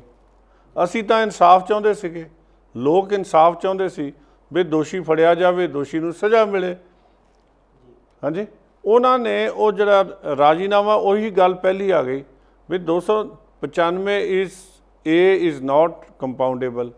ਪੁਰਾਣੇ ਕੇਸ ਦੀ ਗੱਲ ਕਰ ਰਹੇ, ਜਿਹਦੀ ਤੁਸੀਂ ਕੈਂਸਲੇਸ਼ਨ ਸਬਮਿਟ ਕਰਦੇ ਹੋ 12 'ਚ, ਫਿਰ 15 'ਚ ਫਿਰ ਉਹਦਾ ਰਾਜੀਨਾਮਾ। ਉਹ ਤਾਂ ਫਿਰ ਸਰ ਮਤਲਬ ਜੇ ਇੱਕ ਦੀ ਕੈਂਸਲੇਸ਼ਨ ਹੋ ਚੁੱਕੀ ਹੈ, ਰਾਜੀਨਾਮਾ ਦੀ ਤਾਂ ਲੋੜ ਹੀ ਨਹੀਂ ਹੈਗੀ, ਫਿਰ ਤਾਂ ਮਾਫੀਨਾਮੇ ਦੀ ਵੀ ਕੋਈ ਲੋੜ ਨਹੀਂ। ਸੋ ਇਹਨਾਂ ਦਾ ਜਿਹੜਾ ਇਹ ਦੋਵੇਂ ਚੀਜ਼ਾਂ ਇਹ ਸ਼ੱਕੀ ਹੈ। ਜਿਹੜੀ ਹੁਣ ਵੀ SIT ਕੰਮ ਕਰਦੀ ਹੈ, ਉਹਨੂੰ ਇਹ ਪੱਖ ਵਿਚਾਰਨੇ ਚਾਹੀਦੇ ਆ, ਗੱਲ ਨੂੰ ਮੁੱਢ ਤੋਂ ਫੜਨਾ ਚਾਹੀਦਾ। ਔਰ ਉਹਦੇ ਜਿਹੜੇ ਦੋਸ਼ੀ ਆ, ਭਾਵੇਂ ਉਹ ਕੋਈ ਸਿੰਘ ਸਾਹਿਬ ਰਹੇ ਹੋਣ, ਤੇ ਭਾਵੇਂ ਉਹ ਰਾਜਨੀਤਿਕ ਬੰਦਾ ਹੋਵੇ, ਭਾਵੇਂ ਉਹ ਪੁਲਿਸ ਅਫਸਰ ਹੋਵੇ, ਪਹਿਲਾਂ ਇਹਨਾਂ ਚੋਰਾਂ ਨੂੰ ਤਾਂ ਫੜੋ। ਪੰਜਾਬ ਦੇ ਵਿੱਚ ਅੱਗ ਲਾਉਣ ਲਈ ਜਿੰਨੀ ਜ਼ਿੰਮੇਵਾਰੀ ਰਾਮ ਰਹੀਮ ਦੀ ਆ, ਉਹ ਤਾਂ ਜੇਲ੍ਹ 'ਚ ਬੈਠਾ ਹੈ, ਤੇ ਉਨੀ ਉਹਨਾਂ ਲੋਕਾਂ ਦੀ ਵੀ ਆ ਜਿਹੜੀ ਉਹਦੀ ਮਦਦ ਕਰ ਰਹੇ ਸੀ ਔਰ ਝੂਠੇ ਕਾਗਜ਼ ਬਣਾ ਰਹੇ ਸੀ, ਝੂਠੀਆਂ ਕੈਂਸਲੇਸ਼ਨ ਸਬਮਿਟ ਕਰ ਰਹੇ ਸੀ। ਸੋ ਉਹ ਜਿਹੜੀ ਚੀਜ਼ ਹੈ, ਮੈਂ ਸਮਝਦਾ ਜਦ ਪੰਜਾਬ ਸ਼ਾਂਤ ਹੋ ਜਾਏਗਾ, ਮਸਲਾ ਹੱਲ ਹੋ ਜਾਏਗਾ, ਜੇਕਰ ਉਹ ਅਸਲੀ ਤਫਤੀਸ਼ ਹੋਵੇ, ਅਸਲੀ ਬੰਦੇ ਫੜੇ ਜਾਣ, ਔਰ ਉਸ ਤੋਂ ਬਾਅਦ ਫਿਰ ਅਗਲੀ ਗੱਲ ਚੱਲਦੀ ਹੈ ਜਿਹੜੀ ਆਪ ਜੀ ਸਵਾਲ ਕਰ ਰਹੇ ਹੋ ਕਿ ਇਹਨਾਂ ਨੂੰ ਦੇਖੋ, ਉਸ ਵੇਲੇ ਮਿਸਟਰ ਸੈਣੀ SSP DGP ਆ ਚੁੱਕੇ ਸੀਗੇ, ਜਿਹੜੀ 2012 ਤੋਂ ਬਾਅਦ ਆਫਟਰ ਦੀ ਇਲੈਕਸ਼ਨ, ਹਾਂਜੀ, ਉਹ ਆ ਗਏ ਸੀ। ਹੀ ਵਾਸ ਦਾ ਨਿਊ DGP। ਉਹਨੇ ਉਹ ਰਾਜੀਨਾਮੇ ਕਰਾਉਣ ਵਾਲੇ ਪਾਸੇ ਸੀ। ਅੱਛਾ, ਉਹ ਰਾਜੀਨਾਮਾ ਕਰਾਉਣਾ ਚਾਹੁੰਦਾ ਸੀ? ਨਹੀਂ, ਰਾਜੀਨਾਮਾ ਤਾਂ ਜਦੋਂ ਉਹਨੇ ਰਾਜੀਨਾਮਾ ਕਰਾਇਆ ਵਿਦ ਹਿਸ ਕੰਸੈਂਟ ਹੀ ਹੋਣਾ ਸੀ। ਹਾਂਜੀ, ਪਹਿਲੀ ਗੱਲ ਮੈਨੂੰ ਇਹੋ ਹੀ ਸਵਾਲ ਮੈਂ ਪੁੱਛਣਾ ਚਾਹੁੰਦਾ SIT ਤੋਂ ਵੀ ਤੁਸੀਂ ਇਨਵੈਸਟੀਗੇਸ਼ਨ ਕੀਤੀ, ਪਹਿਲਾਂ ਤਾਂ ਕੈਂਸਲੇਸ਼ਨ ਰਿਪੋਰਟ ਸਬਮਿਟ ਹੋਈ ਹੈ। ਜੇ ਕੈਂਸਲੇਸ਼ਨ ਸਬਮਿਟ ਹੋਈ ਹੈ, ਫਿਰ ਰਾਜੀਨਾਮਾ ਕਿਉਂ ਹੋਇਆ? ਜਿਹੜਾ ਮੁਕੱਦਮਾ ਹੀ ਝੂਠਾ ਹੈ, ਮੈਂ ਸਮਝਦਾ ਉਹਦੇ ਖਿਲਾਫ 182 ਬਣਾ ਦੇਣੇ ਸੀ ਮੁਦਈ ਦੇ। ਜਿਹੜੇ ਲੀਗਲ ਕਾਰਵਾਈ ਉਹ ਕਰ ਦਿੰਦੇ, ਪਤਾ ਲੱਗ ਜਾਂਦਾ ਉਹਨੂੰ ਵੀ ਦੁੱਧ ਦਾ ਦੁੱਧ ਪਾਣੀ ਕੀ ਹੈ, ਝੂਠਾ ਪਰਚਾ ਕਿਵੇਂ ਦਰਜ ਕਰਾਈਦਾ। ਜੇ ਉਹ ਪਰਚਾ ਸੱਚਾ ਹੈ, ਜੇ ਉਹਦੇ ਇਸ਼ਤਿਹਾਰ ਸੱਚੇ ਹੈ, ਜਿਹੜਾ ਉਹਨੇ ਰਾਮ ਰਹੀਮ ਦੇ ਜਿਹੜੇ ਦਿੱਤੇ ਆ ਕਿ ਮੈਂ ਇਹ ਜਾਮੇ ਇਨਸਾਫ ਪਿਲਾ ਰਿਹਾ, ਤੇ ਫਿਰ ਉਹਦਾ ਚਲਾਨ ਕਿਉਂ ਨਹੀਂ ਹੋਇਆ? ਤੁਸੀਂ ਲੋਕਾਂ ਨੂੰ ਛੇੜ ਰਹੇ ਹੋ, ਉਹਨਾਂ ਦੀਆਂ ਭਾਵਨਾਵਾਂ ਭਟਕਾ ਰਹੇ ਹੋ। ਜਿੰਨਾ ਰਾਮ ਰਹੀਮ, ਉਹਨਾਂ ਪੁਲਿਸ ਨਾਲ ਰਲ ਕੇ, ਉਨੇ ਹੀ ਪੁਲਿਸ ਵੀ ਉਨੀ ਹੀ ਜ਼ਿੰਮੇਵਾਰ, ਉਸ ਵੇਲੇ ਦੀ ਸਰਕਾਰ ਉਹੀ ਜੀ। ਸਰਕਾਰ ਬਿਨਾਂ ਪੁਲਿਸ ਤੋਂ ਤਾਂ ਹੋ ਹੀ ਨਹੀਂ ਸਕਦੀ। ਰਾਜੀਨਾਮਾ ਤਾਂ ਪੋਲੀਟੀਸ਼ੀਅਨ ਕਰਵਾ ਰਹੇ ਸੀ। SGPC ਤੇ ਕਿਹਦਾ ਪ੍ਰੈਸ਼ਰ ਸੀ ਰਾਜੀਨਾਮਾ ਮੰਨਣ ਦਾ? ਇਹ ਪਾਰਟ ਵੀ ਇਨਵੈਸਟੀਗੇਸ਼ਨ ਹੋਣੀ ਚਾਹੀਦੀ ਹੈ ਵੀ ਇਹ ਵੀ ਬਹੁਤ ਜ਼ਰੂਰੀ ਹੈ ਕਿ ਜਿਹੜਾ SGPC ਹੈ, ਅਕਾਲ ਤਖਤ ਦੇ ਜਥੇਦਾਰ ਨੇ, ਉਸ ਦੇ ਉੱਪਰ ਕਿਹਨੇ ਫੋਨ ਕਰਕੇ, ਕਿਹਨੇ ਪ੍ਰੈਸ਼ਰ ਪਵਾ ਕੇ ਉਹਨਾਂ ਤੋਂ ਰਾਜੀਨਾਮਾ ਕਰਾਇਆ। ਬਿਲਕੁਲ, ਇਹ ਜਿਹੜਾ ਨਾ, ਇਹ ਪਹਿਲੇ ਮੁਕੱਦਮੇ ਨਾਲ ਹੀ ਜੋੜੋ। ਉਹਦੀਆਂ ਕੜੀਆਂ ਲਿਆਓ, ਸਪਸ਼ਟ ਕਰੋ ਕਿ ਇਹ ਵਾਰਦਾਤ ਹੋਈ ਸੀ ਜਾਂ ਨਹੀਂ ਹੋਈ ਸੀ। ਜਿਹੜਾ ਤੁਸੀਂ ਹਲੇ ਤੱਕ ਭੰਬਲ ਭੂਸਾ ਬਣਾ ਕੇ ਰੱਖਿਆ ਹੋਇਆ, ਅਸੀਂ ਸੱਚਾਈ ਜਾਣਨਾ ਚਾਹੁੰਦੇ ਹਾਂ, ਲੋਕ ਸੱਚਾਈ ਜਾਣਨਾ ਚਾਹੁੰਦੇ ਆ। ਕੌਣ ਜ਼ਿੰਮੇਵਾਰ ਹੈ, ਕੌਣ ਨਹੀਂ ਜ਼ਿੰਮੇਵਾਰ, ਇਹ ਸਪਸ਼ਟ ਹੋਣਾ ਚਾਹੀਦਾ। ਔਰ ਉਹਦੇ ਜਿਹੜੇ ਵੀ ਗੁਨਾਹਗਾਰ ਲੋਕ ਹੈ, ਭਾਵੇਂ ਉਹ ਪੁਲਿਸ ਅਫਸਰ ਹੈ, ਭਾਵੇਂ ਪੋਲੀਟੀਸ਼ੀਅਨ ਹੈ, ਤੇ ਭਾਵੇਂ ਜਿਹੜੇ ਆ ਇਹ ਜਿਹੜੇ ਧਾਰਮਿਕ ਆਗੂ ਹੈ, ਉਹ ਸਾਰੇ ਜਿਹੜੇ ਆ ਬਰਾਬਰ ਦੇ ਜ਼ਿੰਮੇਵਾਰ ਹੈ। ਉਹਨਾਂ ਦੇ ਖਿਲਾਫ ਐਕਸ਼ਨ ਹੋਣਾ ਚਾਹੀਦਾ। ਉਸ ਤੋਂ ਬਾਅਦ ਇੱਕ ਜੋਰਾ ਸਿੰਘ ਕਮਿਸ਼ਨ ਵੀ ਬਣਿਆ ਜੀ, ਲੇਕਿਨ ਉਸ ਤੋਂ ਪਹਿਲਾਂ ਜਿਹੜੀ ਆਪਾਂ ਗੱਲ ਕਰਦੇ ਹਾਂ ਵੀ ਉੱਥੇ ਸੰਗਤ ਸ਼ਾਂਤੀ ਨਾਲ ਬੈਠੀ ਸੀ, ਪਾਠ ਕਰ ਰਹੀ ਸੀ, ਔਰ ਸੁਮੇਧ ਸਿੰਘ ਸੈਣੀ ਜਦੋਂ ਡੀਜੀਪੀ ਸੀ ਉਸ ਵੇਲੇ ਮੌਕੇ ਦਾ, ਉਹਨੇ ਇੱਕ ਸਪੈਸ਼ਲ ਆਪਣੇ ਜਿਹੜੇ ਉਹਦੇ ਕਲੋਜ਼ ਅਫਸਰ, ਉਹਦੀ ਕਲੋਜ਼ ਟੀਮ, ਉਹਦੇ ਵਿੱਚ ਆਈਜੀ ਉਮਰਾ ਨੰਗਲ ਔਰ ਇੱਕ ਹੋਰ ਉਹਦੇ ਨਾਲ ਜਿਹੜਾ ਅਕਿਊਜ਼ਡ ਹੈ ਸੀਬੀਆਈ ਦੇ ਕੇਸ ਵਿੱਚ ਦਿੱਲੀ, ਉਹ ਵੀ ਭੇਜਿਆ ਗਿਆ ਉੱਥੇ ਸਪੈਸ਼ਲੀ। ਉਹਦਾ ਸਰ ਨਾਮ ਹੈਗਾ ਪਰਮਜੀਤ ਸਿੰਘ ਪੰਨੂ। ਸਰ ਆਈਜੀ ਉਮਰਾ ਨੰਗਲ ਔਰ ਪਰਮਜੀਤ ਸਿੰਘ ਪੰਨੂ, ਇਹਨਾਂ ਨੂੰ ਸਪੈਸ਼ਲੀ ਉੱਥੇ ਭੇਜਿਆ ਜਾਂਦਾ ਹੈ। ਫਿਰ ਉੱਥੇ ਗੋਲੀ ਚਲਾ ਦਿੰਦੇ ਨੇ ਇਹ ਨਿਹੱਥੇ ਲੋਕਾਂ ਤੇ, ਔਰ ਕੇਸ ਇਹ ਬਣਾਉਂਦੇ ਨੇ ਕਿ ਜੀ ਉਹਨਾਂ ਨੇ ਸਾਡੇ ਤੇ ਹਮਲਾ ਕੀਤਾ ਤੇ ਅਸੀਂ ਗੋਲੀ ਚਲਾਤੀ। ਤੇ ਫਿਰ ਇਹ ਵੀ ਗੱਲ ਬਾਹਰ ਆਈ ਕਿ ਜਸਟਿਸ ਰਣਜੀਤ ਸਿੰਘ ਵਾਲੀ ਕਮਿਸ਼ਨ ਜਿਹੜੀ ਹੋਇਆ ਸੀ, ਉਹਨਾਂ ਨੇ ਕਿਹਾ ਵੀ ਇਹ ਝੂਠੇ ਫੈਬਰੀਕੇਟ ਕੀਤੇ ਨੇ, ਜਿਪਸੀ ਉੱਪਰ ਗੋਲੀਆਂ ਮਾਰੀਆਂ ਤੇ ਹੋਰ। ਸਰ ਇਹਦੇ ਬਾਰੇ ਤੁਹਾਡਾ ਕੀ ਕਹਿਣਾ ਹੈ ਵੀ ਜਿਹੜਾ ਆਪਾਂ ਜੇ ਕਰੈਕਟਰ ਸੁਮੇਧ ਸਿੰਘ ਸੈਣੀ ਦਾ ਦੇਖੀਏ, ਉਹ ਬੰਦਾ ਉਹਦੇ ਪੁਰਾਣੀ ਜਿਹੜੀ ਉਹਨੇ ਜਿਸ ਤਰ੍ਹਾਂ ਉਹਦਾ ਪੁਰਾਣਾ ਰਿਕਾਰਡ ਹੈ, ਜਿਹੜੇ ਉੱਤੇ ਕੇਸਿਸ ਚੱਲ ਰਹੇ ਨੇ, ਕਿ ਪਹਿਲਾ ਕੇਸ ਤਾਂ ਉਹਨੇ ਜਿਹੜਾ ਸੈਣੀ ਮੋਟਰਸ ਵਾਲਾ ਹੈ ਉੱਥੇ ਉਹ ਹਿੰਦੂ ਪਰਿਵਾਰ ਹੀ ਪੂਰਾ ਦਾ ਪੂਰਾ ਹੀ ਮਾਰ ਦਿੱਤਾ। ਉਸ ਤੋਂ ਬਾਅਦ ਮੁਲਤਾਨੀ ਵਾਲਾ ਕੇਸ ਚੱਲਿਆ। ਹੁਣ ਇਹ ਮੇਨ ਕੇਸ ਤਾਂ ਹੁਣ ਅੱਜ ਕੱਲ੍ਹ ਇਹ ਚੱਲ ਰਿਹਾ ਉਹਦੇ ਉੱਪਰ ਕਿ ਜਿਹੜਾ ਉੱਥੇ ਗੋਲੀकांड ਹੋਇਆ ਉੱਥੇ। ਸਰ ਤੁਹਾਨੂੰ ਕੀ ਲੱਗਦਾ ਵੀ ਇਹ ਜਿਹੜਾ ਸੈਣੀ ਹੈ ਇਹ ਕਿੰਨਾ ਕੁ ਜ਼ਿੰਮੇਵਾਰ ਹੈ ਇਸ ਸਾਰੀ ਘਟਨਾ ਦੇ ਉੱਪਰ? ਹੋਗੇ ਸਭ ਸਾਨੂੰ ਇੱਕ ਗੱਲ ਦੀ ਪੜਤਾਲ ਕਰਨੀ ਪਏਗੀ। ਜਿਵੇਂ ਤੁਸੀਂ ਦੋ ਗੱਲਾਂ ਕੀਤੀਆਂ ਨੇ ਕਿ ਜੋਰਾ ਸਿੰਘ ਕਮਿਸ਼ਨ ਬਣਿਆ, ਜੋਰਾ ਸਿੰਘ ਕਮਿਸ਼ਨ ਦੀ ਰਿਪੋਰਟ ਦੇ ਵਿੱਚ ਕੀ ਉਹਨੇ ਜਸਟੀਫਾਈ ਕੀਤਾ ਗੋਲੀ ਚੱਲਣ ਨੂੰ? ਵੀ ਜਿਹੜਾ ਬੰਦੇ ਨੇ ਹੁਕਮ ਦਿੱਤਾ ਐਸਡੀਐਮ ਨੇ ਗੋਲੀ ਚਲਾਉਣ ਦਾ, ਤੁਸੀਂ ਦੱਸੋ ਵੀ ਉਹਨਾਂ ਜਿਹੜਾ ਪਹਿਲੀ ਗੱਲ ਹੈ ਉਹਨੂੰ ਇੱਕ ਵਾਰੀ ਉਹਨੇ ਦਿੱਤਾ ਵਾਟਰ ਕੈਨਨ ਚਲਾਉਣ ਦਾ ਹੁਕਮ, ਟੀਅਰ ਗੈਸ ਚਲਾਉਣ ਦਾ ਹੁਕਮ, ਦੂਜੀ ਵਾਰੀ ਉਹਨੇ ਲਾਠੀ ਚਾਰਜ ਦਾ ਹੁਕਮ ਦਿੱਤਾ, ਤੀਜੀ ਵਾਰੀ ਉਹਨੇ ਫਾਇਰਿੰਗ ਦਾ ਹੁਕਮ ਦਿੱਤਾ। ਐਸਡੀਐਮ ਦੀ ਜੋ ਮੈਂ ਪੜ੍ਹੀ ਹੈ ਕੁੰਵਰ ਵਿਜੇ ਪ੍ਰਤਾਪ ਸਿੰਘ ਹੋਰਾਂ ਦੀ ਰਿਪੋਰਟ, ਉਹਦੇ 'ਚ ਇਹ ਲਿਖਿਆ ਕਿ ਐਸਡੀਐਮ ਸੰਧੂ ਨੇ ਇਹ ਗੱਲ ਆਖੀ ਸੀ ਕਿ ਮੈਂ ਆਰਡਰ ਦਿੱਤੇ ਨੇ ਫਾਇਰਿੰਗ ਦੇ। ਹੁਣ ਗੱਲ ਇਹ ਹੈ ਕਿ ਇੱਕ ਮੈਜਿਸਟ੍ਰੇਟ ਹੈ, ਮੌਕੇ 'ਤੇ ਹਾਜ਼ਰ ਹੈ, ਤਾਂ ਹੀ ਆਰਡਰ ਦੇਗਾ ਨਾ, ਨਹੀਂ ਤਾਂ ਉਸ ਵੇਲੇ ਹੀ ਵਾਸ ਪ੍ਰੈਜ਼ੈਂਟ ਔਨ ਦਾ ਸਪੌਟ। ਕੀ ਉਹ ਜਸਟੀਫਾਈ ਕਰਦਾ ਉੱਥੋਂ ਦੇ ਹਾਲਾਤਾਂ ਨੂੰ ਵੀ ਉਸ ਵੇਲੇ ਇੰਨਾ ਸੀਗਾ ਕਿ ਬਿਨਾਂ ਗੋਲੀ ਚਲਾਏ, ਬਿਨਾਂ ਲਾਠੀ ਚਲਾਏ ਚੱਲ ਹੀ ਨਹੀਂ ਸੀ ਸਕਦਾ? ਉਹ ਵੀ ਦੇਖਣ ਵਾਲੀ ਗੱਲ ਹੈ। ਉਹਦੇ ਬਾਰੇ ਉਹਦੀ ਕੀ ਰਾਏ ਹੈ? ਬਿਆਨ ਤਾਂ ਮੈਂ ਪੜ੍ਹਿਆ, ਉਹਦਾ ਲਿਖਿਆ ਗਿਆ ਕਿ ਆਰਡਰ ਮੈਂ ਦਿੱਤੇ ਆ, ਪਰ ਉਹਦੇ ਕੋਲ ਇਹ ਵੀ ਦੇਖਣਾ ਬਣਦਾ ਵੀ ਉੱਥੋਂ ਦੇ ਹਾਲਾਤ ਐਸੇ ਸੀ ਜਿਹਦੇ ਲਈ ਗੋਲੀ ਚਲਾਣੀ ਲਾਜ਼ਮੀ ਸੀ। ਜੇ ਹਾਲਾਤ ਇਸ ਤਰ੍ਹਾਂ ਦੇ ਸੀ ਤੇ ਫਿਰ ਪੁਲਿਸ ਨੂੰ ਬਚਾ ਲਈ ਝੂਠੀਆਂ ਆਪਣੀਆਂ ਗੱਡੀਆਂ 'ਚ ਗੋਲੀਆਂ ਮਾਰਨ ਦੀ ਲੋੜ ਨਹੀਂ ਸੀ। ਜੋ ਇੱਕ ਚੀਜ਼ ਦੂਜੇ ਨਾਲ ਨਹੀਂ ਲੜਦੀ, ਇਹਦੇ 'ਚ ਇਹਦਾ ਮਤਲਬ ਕਿਤੇ ਨਾ ਕਿਤੇ ਹੇਰਾ ਫੇਰੀ ਹੈ। ਹੁਣ ਰਹਿ ਗਈ ਡੀਜੀਪੀ ਸਾਹਿਬ ਦੀ ਗੱਲ, ਸੁਮੇਧ ਸਿੰਘ ਸੈਣੀ ਹੋਰਾਂ ਦੀ। ਸੁਮੇਧ ਸਿੰਘ ਸੈਣੀ ਇੱਕ ਐਸਾ ਕਰੈਕਟਰ ਹੈ ਜਿਹਨੇ ਕਦੇ ਭਾਰਤ ਦੇ ਸੰਵਿਧਾਨ ਨੂੰ ਮੰਨਿਆ ਹੀ ਨਹੀਂ, ਔਰ ਉਹੀ ਬੰਦਾ ਮੈਂ ਆਪ ਵੇਖਿਆ ਜਿਹੜਾ ਬਾਦਲਾਂ ਦੇ ਖਿਲਾਫ ਪਰਚਾ ਦਰਜ ਕਰਾਉਣ ਵਾਲਾ ਸੀ, ਉਹੀ ਬੰਦਾ ਸੀ ਜਿਹੜਾ ਮੁੜ ਕੇ ਗਵਾਹ ਬਿਠਾਉਣ ਵਾਲਾ ਸੀ। ਔਰ ਐਸੀ ਵੀ ਗੱਲ ਹੈ ਕਿ ਦੇਖੋ ਇਹ ਇੱਕ ਅਸੀਂ ਤਾਂ ਜਦੋਂ ਭਰਤੀ ਹੋਏ ਨਾ, ਕਾਨੂੰਨ ਨੂੰ ਦੀ ਬਾਲਾਦਸਤੀ ਕਹਿੰਦੇ ਸੀ, ਕਾਨੂੰਨ ਦਾ ਹੱਥ ਉੱਤੇ ਸੀ। ਜੇ ਇੱਕ ਮੁਕੱਦਮਾ ਬਰੀ ਹੋ ਜਾਂਦਾ ਸੀ ਤੇ ਇਨਵੈਸਟੀਗੇਟਿੰਗ ਅਫਸਰ ਨੂੰ ਜਵਾਬ ਦੇਣਾ ਪੈਂਦਾ ਸੀ ਵੀ ਬਰੀ ਕਿਉਂ ਹੋਇਆ। ਹੁਣ ਜੇ ਤੁਸੀਂ ਇਹ ਜਿਹੜਾ ਅਪਰਾਧ ਹੈ ਤੁਸੀਂ ਪਹਿਲਾ ਮੁਕੱਦਮੇ ਦੀ ਟਰੇਸ ਨਹੀਂ ਕੀਤਾ, ਉਹਦੀ ਕੈਂਸਲੇਸ਼ਨ ਭਰ ਦਿੱਤੀ, ਤੁਸੀਂ ਹੁਣ ਸੈਣੀ ਸਾਹਿਬ ਐਜ਼ ਡੀਜੀ ਉਹ ਜਵਾਬ ਦੇਣ ਵੀ ਉਹਨਾਂ ਨੇ ਪਹਿਲੇ ਮੁਕੱਦਮੇ ਦੀ ਇਨਵੈਸਟੀਗੇਸ਼ਨ ਨੂੰ ਕੀ ਕੀਤਾ। ਜੇ ਉਹ ਮੁਕੱਦਮਾ ਹੋਇਆ ਹੀ ਨਹੀਂ ਸੀ ਜਿਵੇਂ ਤੁਸੀਂ ਕੈਂਸਲੇਸ਼ਨ ਭੇਜੀ ਹੈ ਤੇ ਫਿਰ ਇਹ ਰਿਪੋਰਟ ਜਿਹੜੀ ਤੁਸੀਂ ਰਾਜੀਨਾਮਾ ਕਿਉਂ ਕਰਵਾਇਆ, ਤੁਸੀਂ ਉਹਦੀ ਇਨਵੈਸਟੀਗੇਸ਼ਨ ਦਾ ਹਿੱਸਾ ਹੋ। ਇਹਦਾ ਮਤਲਬ ਹੈ ਜੋ ਤੁਹਾਨੂੰ ਪੋਲੀਟੀਸ਼ੀਅਨ ਕਹਿੰਦੇ ਰਹੇ ਆਪਣੀ ਕੁਰਸੀ ਬਚਾਉਣ ਲਈ ਤੁਸੀਂ ਕਰਦੇ ਰਹੇ ਤਾਂ ਕਿ ਮੈਂ ਅੱਗੇ ਚਲਾ ਜਾਵਾਂ, ਕਤਲ ਦਾ ਮੁਲਜ਼ਮ ਇੱਥੋਂ ਤੱਕ ਪਹੁੰਚ ਜਾਏ, ਡੀਜੀ ਬਣ ਜਾਏ ਇੱਕ ਐਸਐਸਪੀ ਤੋਂ। ਮੈਂ ਕਹਿੰਦਾ ਇਹ ਸਾਡੇ ਭਾਰਤ 'ਚ ਹੀ ਹੋ ਸਕਦਾ, ਦੁਨੀਆ 'ਚ ਹੋਰ ਕਿਤੇ ਨਹੀਂ ਹੋ ਸਕਦਾ। ਕਿਉਂਕਿ ਦੂਜੀ ਗੱਲ ਹੈ ਵੀ ਇੱਕ ਕਤਲ ਦਾ ਮੁਲਜ਼ਮ ਹੈ, ਮੁਕੱਦਮਾ ਲੁਧਿਆਣੇ ਦਰਜ ਹੋਇਆ ਹਾਂਜੀ ਜਦੋਂ ਇਹ ਐਸਐਸਪੀ ਸੀ, ਉਸ ਤੋਂ ਬਾਅਦ ਇਹ ਡੀਆਈਜੀ ਵੀ ਬਣੇ, ਆਈਜੀ ਵੀ ਬਣੇ, ਡੀਜੀ ਵੀ ਬਣੇ, ਉਹ ਰਿਟਾਇਰ ਵੀ ਹੋ ਗਏ। ਇਹ ਭਾਰਤ ਦਾ ਕਾਨੂੰਨ ਵਿਵਸਥਾ ਕਿਸ ਤਰ੍ਹਾਂ ਦੀ ਹੈ ਔਰ ਉਸ ਬੰਦੇ ਨੂੰ ਅਸੀਂ ਡੀਜੀਪੀ ਲਾ ਰਹੇ ਹਾਂ।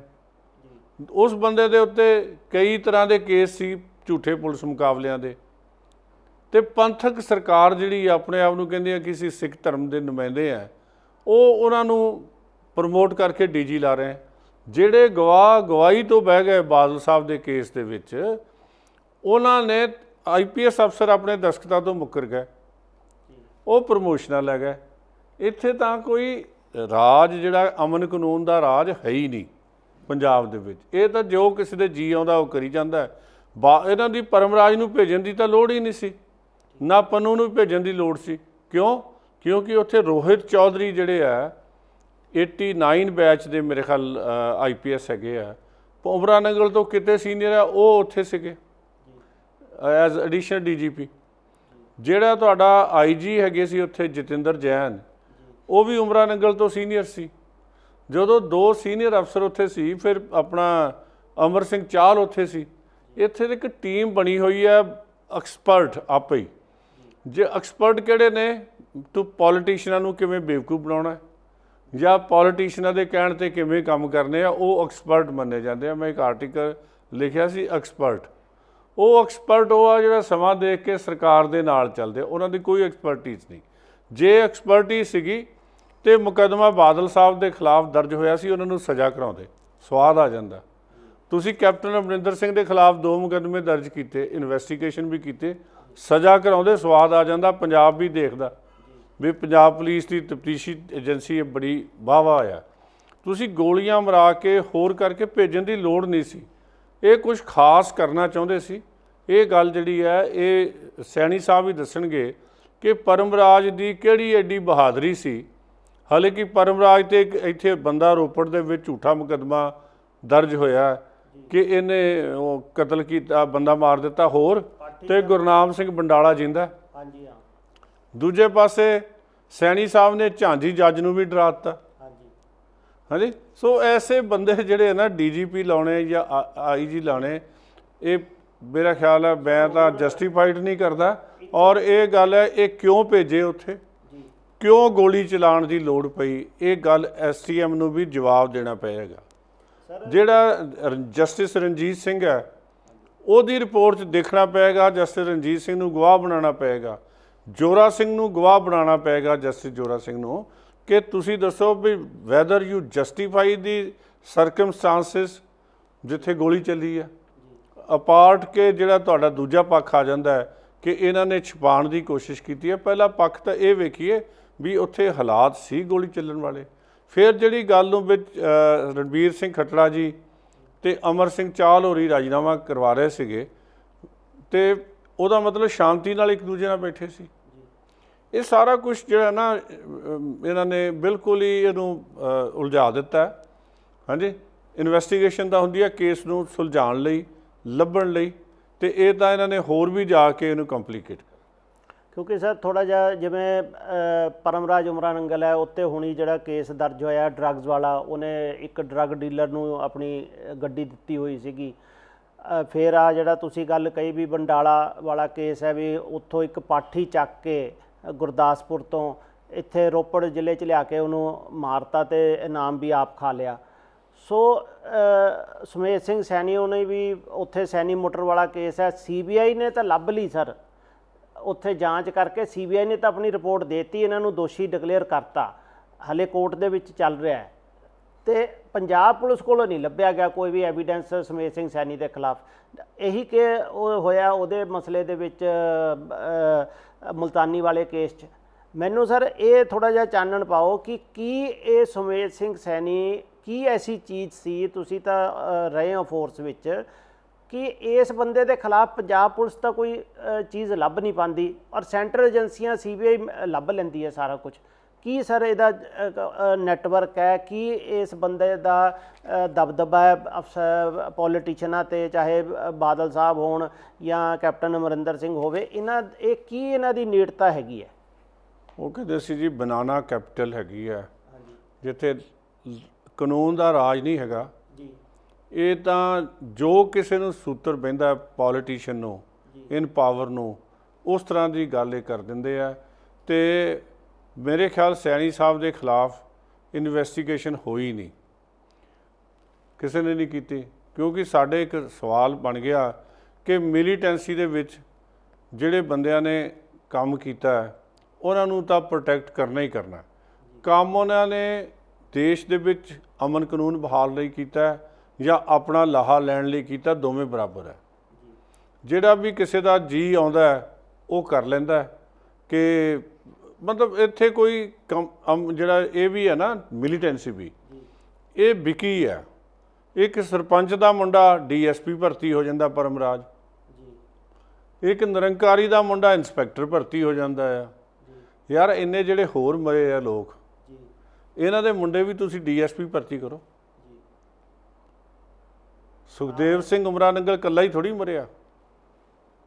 ਤੁਸੀਂ ਪਿਕ ਐਂਡ ਚੂਜ਼ ਕਰ ਰਹੇ ਹੋ। ਜੇ ਪੋਲੀਟੀਸ਼ੀਅਨਾਂ ਦੇ ਮੁੰਡੇ ਮਰਦੇ ਆ ਤੇ ਤੁਸੀਂ ਉਹਨਾਂ ਨੂੰ ਇੰਸਪੈਕਟਰ ਭਰਤੀ ਕਰ ਲੈਂਦੇ ਹੋ। ਤੁਸੀਂ ਬਹੁਤ ਵਧੀਆ ਗੱਲ ਕੀਤੀ ਵੀ ਪੋਲੀਟੀਸ਼ੀਅਨਾਂ ਦੇ ਮੁੰਡੇ।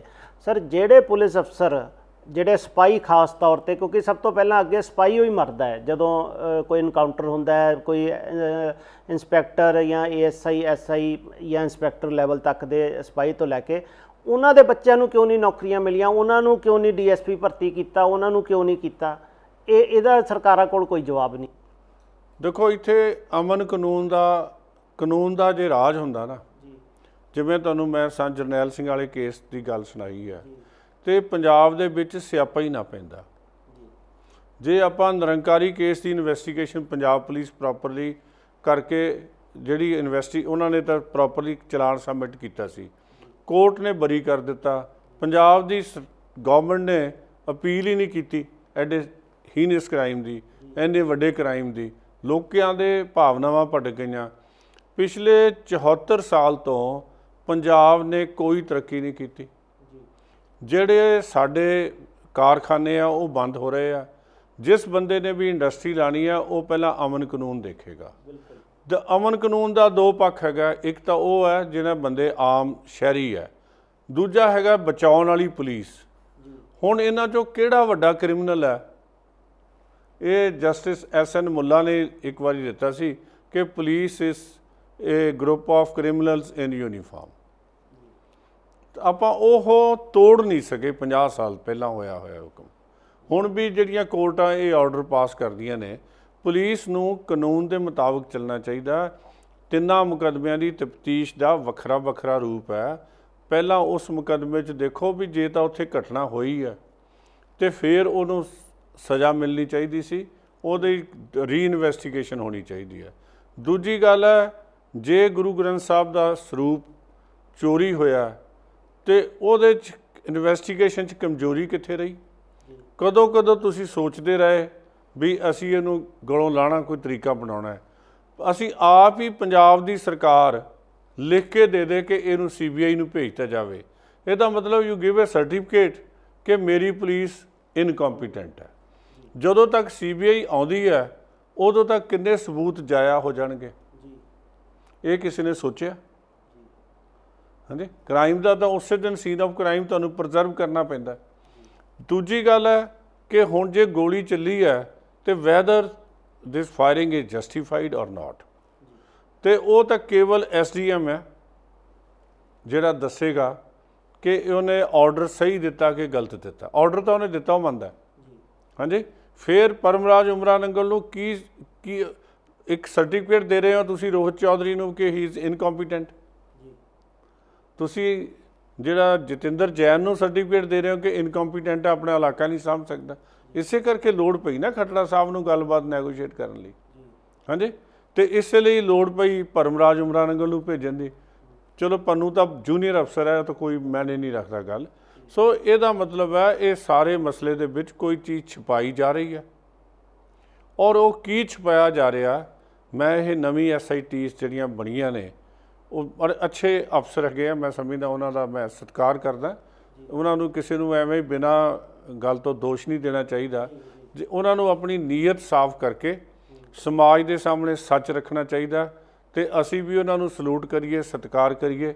ਗੁਰੂ ਗ੍ਰੰਥ ਸਾਹਿਬ ਦਾ ਬੇਅਦਬੀ ਦਾ ਹਰ ਦੋਸ਼ੀ ਜਿਹੜਾ ਉਹ ਜੇਲ੍ਹ ਦੇ ਵਿੱਚ ਚਾਹੀਦਾ, ਸਲਾਖਾਂ ਦੇ ਪਿੱਛੇ ਚਾਹੀਦਾ, ਸਮਾਜ ਦੇ ਸਾਹਮਣੇ ਚਾਹੀਦਾ। ਮੈਂ ਤਾਂ ਇੰਨੀ ਬੇਨਤੀ ਕਰਦਾ ਸਮੋਗੀਆ ਸਾਹਿਬ। ਸਰ ਜਿਹੜਾ ਇਹ ਹੁਣ 3 SITਆਂ ਬਣੀਆਂ ਨੇ, ਇੱਕ ਹੋਰ ਬੜਾ ਵੱਡਾ ਨੈਰੇਟਿਵ ਚੱਲ ਰਿਹਾ ਹੈ ਕਿ ਜੀ ਜਿਹੜਾ ਹੈਗਾ IG ਕੁੰਵਰ ਵਿਜੇ, ਉਹਨੇ ਬੜਾ ਵੱਡਾ ਕੰਮ ਕੀਤਾ ਸਿੱਖ ਪੰਥ ਲਈ, ਔਰ ਇਹ ਦੋਸ਼ੀ ਬਣਾਏ ਨੇ, ਔਰ ਇਹ SIT ਦੀ ਰਿਪੋਰਟ ਦਿੱਤੀ ਹੈ। ਪਿਛਲੀ ਵਾਰੀ ਤੁਸੀਂ ਦੱਸਿਆ ਸੀ ਵੀ ਇਹ ਬਿਲਕੁਲ ਬੋਗਸ ਰਿਪੋਰਟ ਹੈ। ਸਾਡੇ ਦਰਸ਼ਕਾਂ ਨੂੰ ਬਿਲਕੁਲ ਸੰਖੇਪ 'ਚ ਸ਼ਾਰਟ 'ਚ ਦੱਸੋ ਵੀ ਕੀ ਉਸ ਵਿੱਚ ਕਿਆ ਇਸਨੇ ਕਿਹਦੀ ਗਵਾਹੀ ਇਹਨੂੰ ਲੈਣੀ ਚਾਹੀਦੀ ਸੀ, ਔਰ ਕਿਹਦੀ ਇਹ ਮਿਸ ਕਰ ਗਿਆ। ਮੋਂਗੀਆ ਸਾਹਿਬ, ਮੈਂ ਦੇਖੋ ਰਿਟਾਇਰ ਅਫਸਰ ਹੋ ਗਏ, ਉਹਨਾਂ ਨੇ ਆਪਣੀ ਨੌਕਰੀ ਛੱਡ ਦਿੱਤੀ।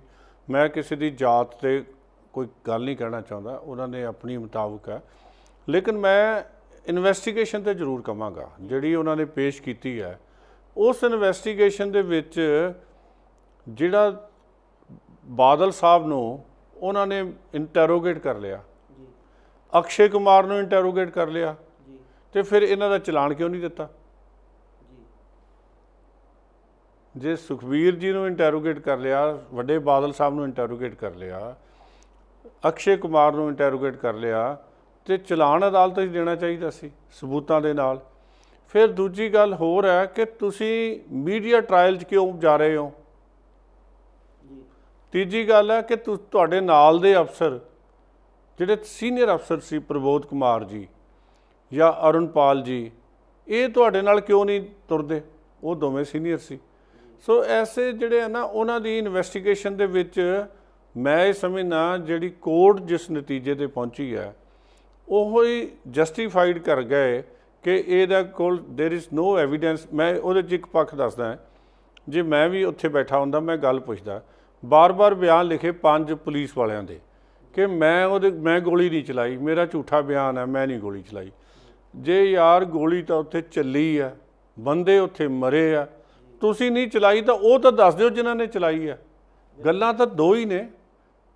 ਹੁਕਮ ਦੇਣ ਵਾਲਾ ਸਪਸ਼ਟ ਹੈਗਾ SDM ਸੰਧੂ ਸਾਹਿਬ, ਉਹਨਾਂ ਦਾ ਤਾਂ ਇੰਨਾ ਹੀ ਪੱਖ ਹੈ ਕਿ ਹੀ ਹੈਜ਼ ਟੂ ਪ੍ਰੂਵ ਕਿ ਇਹ ਵੈਦਰ ਦੀ ਵਾਇਰਿੰਗ ਵਾਜ਼ ਜਸਟੀਫਾਈਡ ਔਰ ਨਾਟ। ਠੀਕ ਹੈ ਕਿ ਨਹੀਂ? ਉਹਨਾਂ ਨੇ ਕਿਉਂਕਿ ਮੌਕੇ 'ਤੇ ਹਾਜ਼ਰ ਸੀਗੇ। ਦੂਜਾ ਪੱਖ ਹੈਗਾ ਜਿਹੜਾ ਪੁਲਿਸ ਵਾਲੇ ਨੇ ਕਿਹੜੇ ਨੇ ਗੋਲੀ ਚਲਾਈ। SIT ਨੇ ਮੇਰੇ ਜੋ ਮੈਂ ਪੂਰੀ ਉਹਨਾਂ ਦੀ ਚਾਰਜ ਸ਼ੀਟ ਪੜ੍ਹੀ ਹੈ, ਉਹਦੇ 'ਚ ਮੈਨੂੰ ਉਹਨਾਂ ਪੁਲਿਸ ਵਾਲਿਆਂ ਦੇ ਨਾਂ ਨਹੀਂ ਮਿਲੇ ਜਿਨ੍ਹਾਂ ਨੂੰ ਆਇਡੈਂਟੀਫਾਈ ਕਰਕੇ ਕਿਹਾ ਹੋਵੇ ਕਿ ਦੇ ਆਰ ਦੀ ਪਰਸਨ ਜਿਨ੍ਹਾਂ ਨੇ ਗੋਲੀ ਚਲਾਈ ਤੇ ਗੋਲੀ ਚਲਾ ਕੇ ਮਾਰੇ। ਕੁਝ ਬੰਦੇ ਇਹ ਬਿਆਨ ਦੇ ਗਏ ਕਿ ਅਸੀਂ ਗੋਲੀ ਚਲਾਈ ਨਹੀਂ ਜੀ, ਸਾਡਾ ਝੂਠਾ ਬਿਆਨ ਲਿਖਤਾ। ਉਹ ਇੱਕ ਵੱਖਰੀ ਚੀਜ਼ ਹੈ, ਫੈਬਰੀਕੇਟਿੰਗ ਐਵੀਡੈਂਸ। ਉਹ ਤਾਂ ਫੈਬਰੀਕੇਸ਼ਨ ਹੋਈ ਆ, ਗੱਡੀ 'ਚ ਗੋਲੀਆਂ ਮਾਰੀਆਂ ਗਈਆਂ, ਦੂਜੀ ਚੀਜ਼ ਲਿਆਂਦੀ ਗਈ, ਸਭ ਕੁਝ ਹੈ। ਫੈਬਰੀਕੇਸ਼ਨ ਇੱਕ ਵੱਖਰਾ ਚਲਾਨ ਹੋ ਸਕਦਾ, ਜੇ ਉਹ ਬੰਦੇ ਬਣਾਉਂਦੇ ਆ ਉਹਨਾਂ ਦਾ ਚਲਾਨ ਹੋਣਾ ਚਾਹੀਦਾ ਸੀ। ਲੇਕਿਨ ਜਿਹੜਾ ਗੱਲ ਇਹ ਹੈ ਕਿ ਹੂ ਇਜ਼ ਦਾ ਰੀਅਲ ਕਲਪ੍ਰਿਟ। ਗੱਲਾਂ ਤਾਂ 3 ਨੇ, ਗੋਲੀ ਕਿਹਨੇ ਚਲਾਈ, ਕਿਹਦੇ ਹੁਕਮ 'ਤੇ ਚਲਾਈ, ਬਸ ਸਰ ਜੀ। ਹੁਣ ਹੁਕਮ ਕਿਸੇ ਦਾ ਨਹੀਂ, ਹੁਕਮ ਉਹ ਇਨਫਰੈਂਸ ਡਰਾ ਕਰਦੇ ਆ ਕਿ ਉਹ ਚੀਫ ਮਿਨਿਸਟਰ ਦਾ ਟੈਲੀਫੋਨ ਉਹਨੂੰ ਹੋਇਆ, DGP ਦਾ ਟੈਲੀਫੋਨ ਉਹਨੂੰ ਹੋਇਆ। ਟੈਲੀਫੋਨ ਤਾਂ ਆਉਣਗੇ ਜਦੋਂ ਪੰਜਾਬ 'ਚ ਅਮਨ ਕਾਨੂੰਨ ਦੇ ਹਾਲਾਤ ਖਰਾਬ ਹੈ। ਲੇਕਿਨ ਉਹਨਾਂ ਨੇ ਕਿਹਾ ਕਿ ਹਾਂ, ਉਹਦੇ ਇੱਕ ਸਰ ਕੋਈ ਉਹ ਹੈ ਨਹੀਂ ਜਸਟੀਫਿਕੇਸ਼ਨ ਉਹਦੇ ਵਿੱਚ। ਉਹ ਦੇਖੋ ਇਹ ਸਾਰੇ ਲਕੂਨਾਸ ਹੈਗੇ ਆ ਇਨਵੈਸਟੀਗੇਸ਼ਨ ਦੇ। ਮੈਂ ਸਮਝਦਾ ਉਹਦੇ ਨਾਲ ਕੜੀ ਜੁੜਦੀ ਹੋਵੇ ਨਾ, ਫਿਰ ਇਨਵੈਸਟੀਗੇਸ਼ਨ ਕਰਨ ਦਾ ਵੀ ਮਜ਼ਾ ਆਉਂਦਾ ਤੇ ਮੁਲਜ਼ਮ ਸਹੀ ਫੜੇ ਜਾਣ। ਜੇ ਕੋਈ ਝੂਠਾ ਬੰਦਾ ਬੇਗੁਨਾਹ ਚਲਾਨ ਨਹੀਂ ਹੋਣਾ ਚਾਹੀਦਾ ਤੇ ਗੁਨਾਹਗਾਰ ਬਚਣਾ ਨਹੀਂ ਚਾਹੀਦਾ। ਤੇ ਜਿਹੜਾ ਭਲੇ ਮਾਨਸ ਦੀ ਇੱਜ਼ਤ ਚਾਹੀਦੀ ਹੈ, ਲੁੱਚੇ ਨੂੰ ਜੁੱਤੀਆਂ ਪੈਣੀਆਂ ਚਾਹੀਦੀਆਂ, ਕਿਉਂਕਿ ਗੁਰੂ ਗ੍ਰੰਥ ਸਾਹਿਬ ਜੀ ਲਿਖਿਆ ਸੰਤਾ ਮਾਨਿਓ ਦੂਤਾਂ ਡਾਲਿਓ ਇਹ ਕਟਵਾਰੀ ਮੇਰੀ। ਹਾਂਜੀ, ਇਸੇ ਤਰ੍ਹਾਂ ਦਾ ਮਾਹੌਲ ਹੋਵੇ ਤੇ ਪੰਜਾਬ ਅੱਗੇ ਵਧੇ, ਸ਼ਾਂਤੀ ਆਵੇ, ਖੁਸ਼ਹਾਲੀ ਆਵੇ, ਇੱਕ ਦੂਜੇ ਨਾਲ ਲੜਾਈ ਝਗੜੇ ਬੰਦ ਹੋਣ। ਪੰਜਾਬ ਦੇ ਨੌਜਵਾਨਾਂ ਨੂੰ ਭੱਜ ਕੇ ਅਮਰੀਕਾ ਨਾ ਜਾਣਾ ਪਵੇ, ਕੈਨੇਡਾ ਨਾ ਜਾਣਾ ਪਵੇ ਜ਼ਮੀਨਾਂ ਵੇਚ ਕੇ, ਤੇ ਅਸੀਂ ਗੁੰਮਰਾਹ ਕਰਕੇ ਇਸ ਤਰ੍ਹਾਂ ਦੀਆਂ ਗੱਲਾਂ ਕਰਕੇ ਤੇ ਇੱਥੇ ਪੰਜਾਬ ਨੂੰ ਅੱਗ ਨਾ ਲਾਈਏ, ਇੱਥੇ ਅਮਨ ਲਿਆਈਏ ਤੇ ਇਹਨੂੰ ਤਰੱਕੀ ਕਰੀਏ। ਸਰ ਇੱਕ ਗੱਲ ਹੋਰ ਵੀ ਸਾਹਮਣੇ ਆਈ ਹੈ ਕਿ ਜਿਹੜੇ ਵਿਕਟਮਸ ਨੇ ਉਹ ਇਹ ਗੱਲ ਕਹਿ ਰਹੇ ਹੈ ਕਿ ਅਸੀਂ ਬਾਰ-ਬਾਰ ਆ ਕੇ ਥੱਕ ਚੁੱਕੇ ਹਾਂ, ਸਾਨੂੰ ਇਨਸਾਫ ਨਹੀਂ ਮਿਲ ਰਿਹਾ।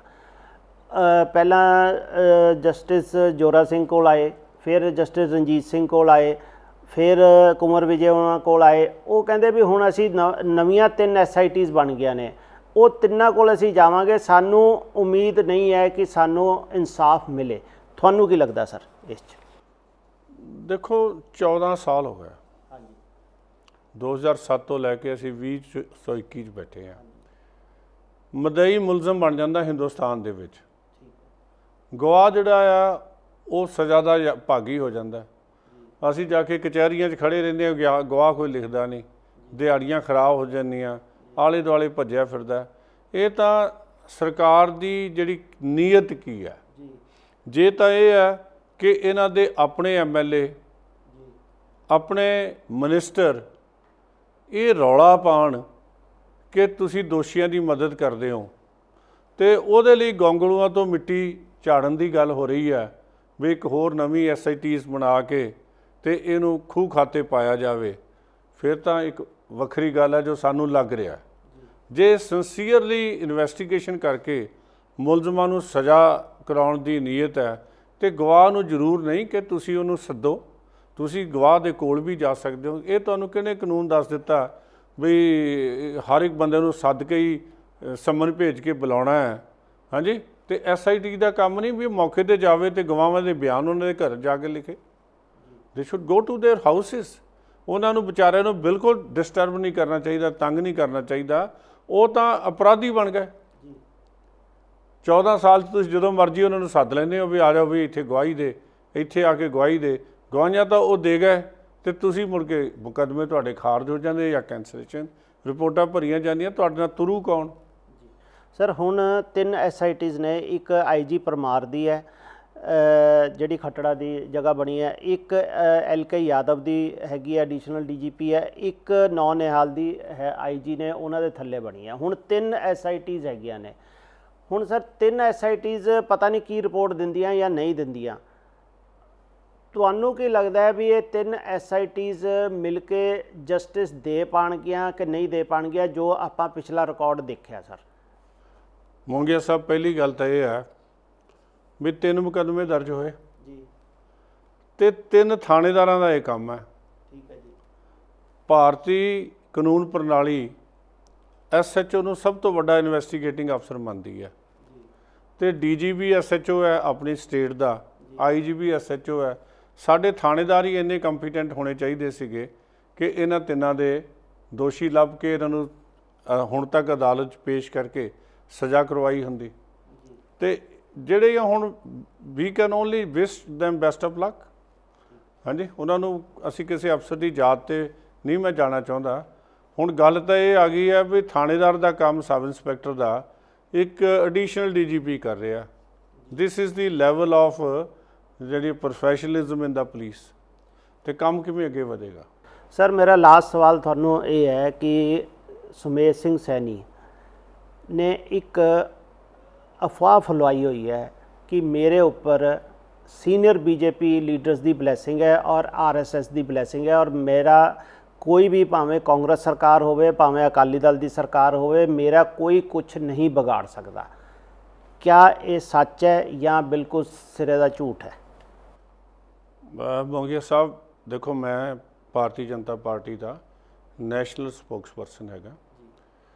भारतीय जनता पार्टी के जिहड़े सीनियर आगू ने जिन्हां च मैं नरेंद्र मोदी जी की गल करना, जिन्होंने मैनू आप दस्या कि मैं 2 साल सिख बन के रहा, तो मैं सिख समाज की इज्जत करना, सत्कार करना, गुरु ग्रंथ साहब के फलसफे का भी इज्जत करना। उन्होंने बहुत कुछ पंजाब लिए किया। असी किसी भी ऐसे बंदे की कोई मदद नहीं कर रहा ਜਿਹੜੇ ਬੰਦੇ ਨੇ ਗੁਰੂ ਗ੍ਰੰਥ ਸਾਹਿਬ ਦੀ ਬੇਅਦਬੀ ਕੀਤੀ ਹੋਵੇ ਜਾਂ ਗੁਰੂ ਗ੍ਰੰਥ ਸਾਹਿਬ ਦੀ ਬੇਅਦਬੀ ਦੇ ਦੋਸ਼ੀਆਂ ਨੂੰ ਸੁਰੱਖਿਆ ਦਿੱਤੀ ਜਾਵੇ, ਉਹਨਾਂ ਦੀ ਮਦਦ ਕੀਤੀ ਹੋਵੇ। ਮਾफ़ ਕਰਨਾ, ਕੁਛ ਦਿਨ ਪਹਿਲਾਂ ਅਮਿਤ ਸ਼ਾਹ ਜੀ ਨਾਲ ਸਾਡੀ ਮੀਟਿੰਗ ਸੀ ਪੰਜਾਬ ਦੀ। मैं उत्थे गल चलती किसी होर रैफरेंस दे विच तो वो कहते अरे हम भी तो गुरु ग्रंथ साहब को मानने वाले हैं, हम भी गुरु ग्रंथ साहब का सत्कार करते हैं। सो जे अमित शाह जी मेरी नहीं, ये सारिਆਂ ਦੇ सामने की गल है। मिस्टर JP नड्डा उत्थे बैठे सी, अश्विनी जी भी बैठे सीगे, होर लोग भी बैठे सी। ये it was not in reference to this SIT और Saini case, it was in reference to Shri Guru Granth साहब।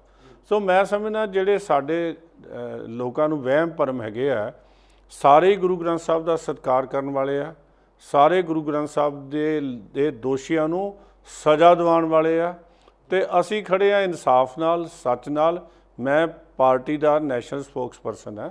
ਮੈਂ ਜ਼ਿੰਮੇਵਾਰੀ ਨਾਲ ਕਹਿ ਰਿਹਾ ਕਿ ਅਸੀਂ ਚਾਹੁੰਦੇ ਹਾਂ ਕਿ ਸਾਰੇ ਦੋਸ਼ੀ ਜਿਹੜੇ ਸਜ਼ਾ ਹੋਵੇ। ਭਾਰਤੀ ਜਨਤਾ ਪਾਰਟੀ ਚਾਹੁੰਦੀ ਹੈ ਦੋਸ਼ੀ ਸਜ਼ਾ ਹੋਣ, और जिहड़ी है इन्हां मुकदमियां दी तफ्तीश होनी चाहिए है। जल्दी तो जल्दी लमकाउणा जिहड़ा है ये मैं समझदा जानबुझ के राजनीति श्री गुरु ग्रंथ साहब ते ना करो, होर जिहड़ा कुछ करना वो कर सकते हो।